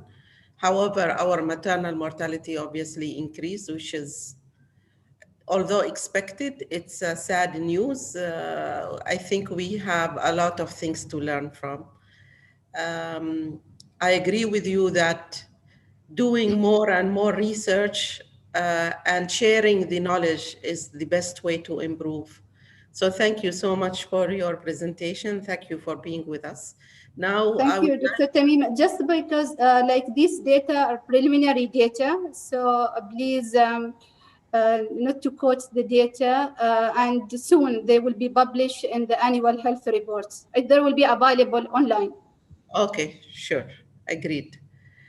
Now, can we have Dr. Moza, Dr. Thuraya, and Dr. Shahila back with us? So we will have some, maybe a 10 minutes questions answer session. And I was observing that there were a lot of questions which were answered actually by our speakers during the presentation or after the presentation itself. So there is a question about, can we have a copy of presentations? And I think we will get obviously the permission from all the presenters, and the presenters who agree to share the presentations, we will send it to you. Zakia will send it to you, to all members, to all people who have attended. Now, there was one question regarding, will MOH consider giving the vaccine to women whose partner has developed COVID, or they are currently, I think what she means that the partner developed COVID. So will MOH consider giving the vaccine to women? Only to, I mean, it doesn't look like if she's pregnant or not pregnant. If anybody, maybe Dr. Jamila, Is there any recommendation right now, clear recommendation regarding COVID vaccine in Oman during pregnancy and obviously for other women who have infected partners? Thank you, Dr. Mia. Thank you. Currently, you know, there's the Directorate General of Disease and Surveillance. They are the concerned department who are issuing about the circular regarding who should be receive the vaccine, and they have a plan. Okay, so at this stage, they focus only, according to their announcement, that only elderly and those who are chronic diseases and renal dialysis or with asthma and healthcare workers. And I'm not aware of about if like partner was infected and women will receive or no. And so we will maybe in the future, but at this stage, no. Okay. So basically, I think that the woman who her partner already infected, she will be already exposed.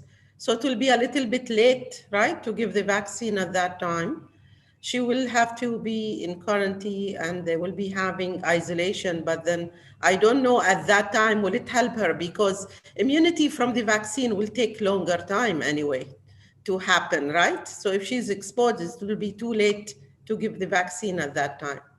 Now, there is also a question from Dr. Gauri regarding women death in Oman due to COVID-19. And I have your, Dr. Jamila, regarding the slide that you have projected about COVID-19 in pregnancy, COVID-19 in general, statistics of Oman. You said that there were a total of 142,000, almost more than that. Out of those 40,000, around 40,000 were females. However, when you go to the deaths, then there were 1,583 deaths, total deaths. Out of those, 1,140 are females. Is that accurate or? Because I wasn't sure if this information is correct. Because it means that like more than, I would say, what, 90% of the deaths are in females? And that will go really, if you compare deaths in men in comparison to women, it will be very high in women, the deaths, in general, not in pregnancy itself.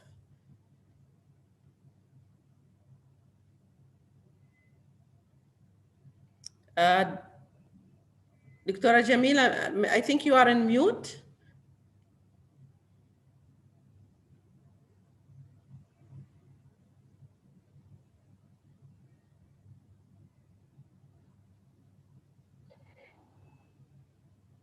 Yes, Dr. Tamima.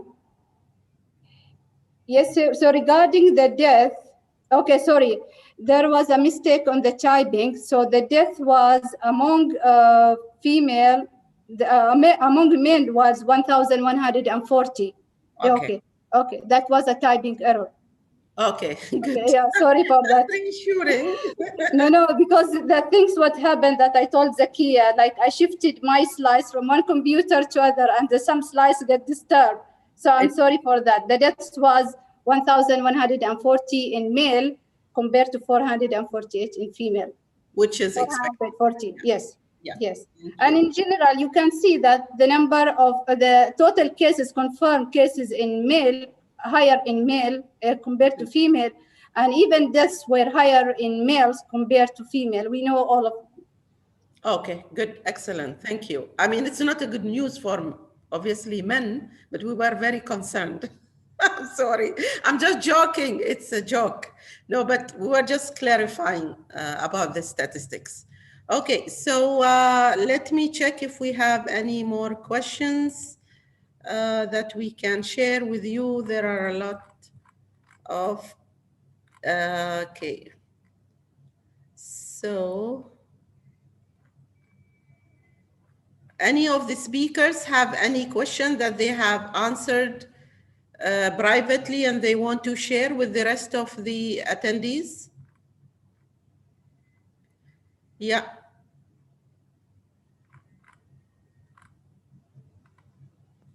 Okay, so that, yes, Shahila, I think you answered a lot of questions. Yeah, I did. So there was somebody asking about the dose of dexamethasone for preterm labor if the patient is COVID-19. So the dose remains the same. It's only if you need continuation of steroids, then it changes from dexamethasone to either prednisolone or hydrocortisone, depending on the condition of the patient. There was a question about in which trimester of pregnancy is the vaccination recommended. So when I went through the site, they just say it's safe in pregnancy and there's no description per se of any trimester. So safe in pregnancy is safe in any trimester is what I'm assuming. And as of now, it's recommended for pregnant healthcare workers. It's not yet come for the general public, but pregnant healthcare workers and public-facing professions, most probably like police women and all, are being encouraged to take it. I think those were the ones I answered. Yeah, yes, I agree. Thank you, Shahila. And there was a question about, I think, thromboprophylaxis also for COVID-19, for how long it will continue? Yes, so I had a slide which clarified that, but I can repeat myself. So if a patient is in isolation or quarantine, then during the phase of acute illness, from 7 to 14 days, she should be on thromboprophylaxis, and this can be stopped when her acute illness is over. If a pregnant woman needs admission because of COVID-19, then throughout the admission, definitely she'll be on thromboprophylaxis. And after discharge, she needs to continue it for 10 days and then it can be stopped. So it doesn't need to continue throughout the pregnancy. It's a transient risk factor. So while the risk is there, that's the only time she needs to take the thromboprophylaxis. Thank you, Shahila. I have a question to Dr. Thuraya regarding, I would say, the protocol at the Royal Hospital for the gynae elective, or I would say semi-elective operation that you are doing. Will you screen all women before gynecological procedures for COVID-19 at Royal Hospital? Unfortunately, no. It's only the verbal screening, the questionnaire. Although requested several times, and they said it is not the screening only for surgery. It will be also for the endoscopics like OGDs or the bronchoscopics. It will be huge screening. We cannot cover it. So the effects control, they didn't approve it for us. Although I will tell you, a 4-week consecutive, I will do a laparoscopic surgery. At night, patient will spike. They will do COVID test, will be positive. 4 consecutive weeks. So it means that we have a lot of patients who are positive, and unfortunately, we are risking ourselves, and we are not getting the screening. Then can we ask maybe, is it a cost effective? It should be cost effective to screen. Very cost effective, yes. Yeah. And that's why all the guidelines are saying to screen, right, before procedures, because you will be saving a lot. It's not only exposing the healthcare workers, it's also, I mean, even risky for the patient itself to go under a major operation while they are infected with COVID-19, because they might not be still symptomatic at the time of the operation, but then they can end up with complication after that, obviously. Yes, and we had one death, unfortunately, endometrial cancer case, done laparoscopic. Post-operative discovered that she's COVID positive, and then she went into a lot of complication because already she has a lot of comorbidity, that lady. Okay. Good. Thank you. I think with Dr. Moza, do you have anything to add? Nothing to add, just back to the question regarding the cost effectiveness. I think with the limitation of resources that we have for screening, it is the major challenge I think Ministry of Health facing. They cannot afford doing this, although it is cost effective, but That is due to the limitation of the number of tests available, whether for the healthcare workers or even for the patient as a screening. Okay, so thank you, Dr. Moza, Dr. Thuraya, Dr. Jamila, and Dr. Shahila for being with us tonight. And I thank all the participants who have joined. And actually, I was very happy to see that the number was more than 100, which is usually in our national conferences, we always have around 110, which is our usual number for our conferences. So our virtual conference was very successful as usual. So thank you all for being with us tonight. And hopefully we'll see you in the future in the next webinars or conferences, inshallah. Again, I would like to encourage everybody to attend our General Assembly, which will be on the 26th of March. We want you to be there. We want you to elect or nominate yourself for the board. We want, obviously, voting to happen from all our members. And at the end, I would like also to thank all the OSOG board for their support and for the choice of the topics tonight, which was decided obviously at the board. Thank you all. I thank also Dr. Mariam Shikri and her group, the Oman Endoscopic and Gynecology group, for their support, and Dr. Thuraya is representing them today with her presentation. Good night, everybody, and stay well and safe. Thank you, everybody.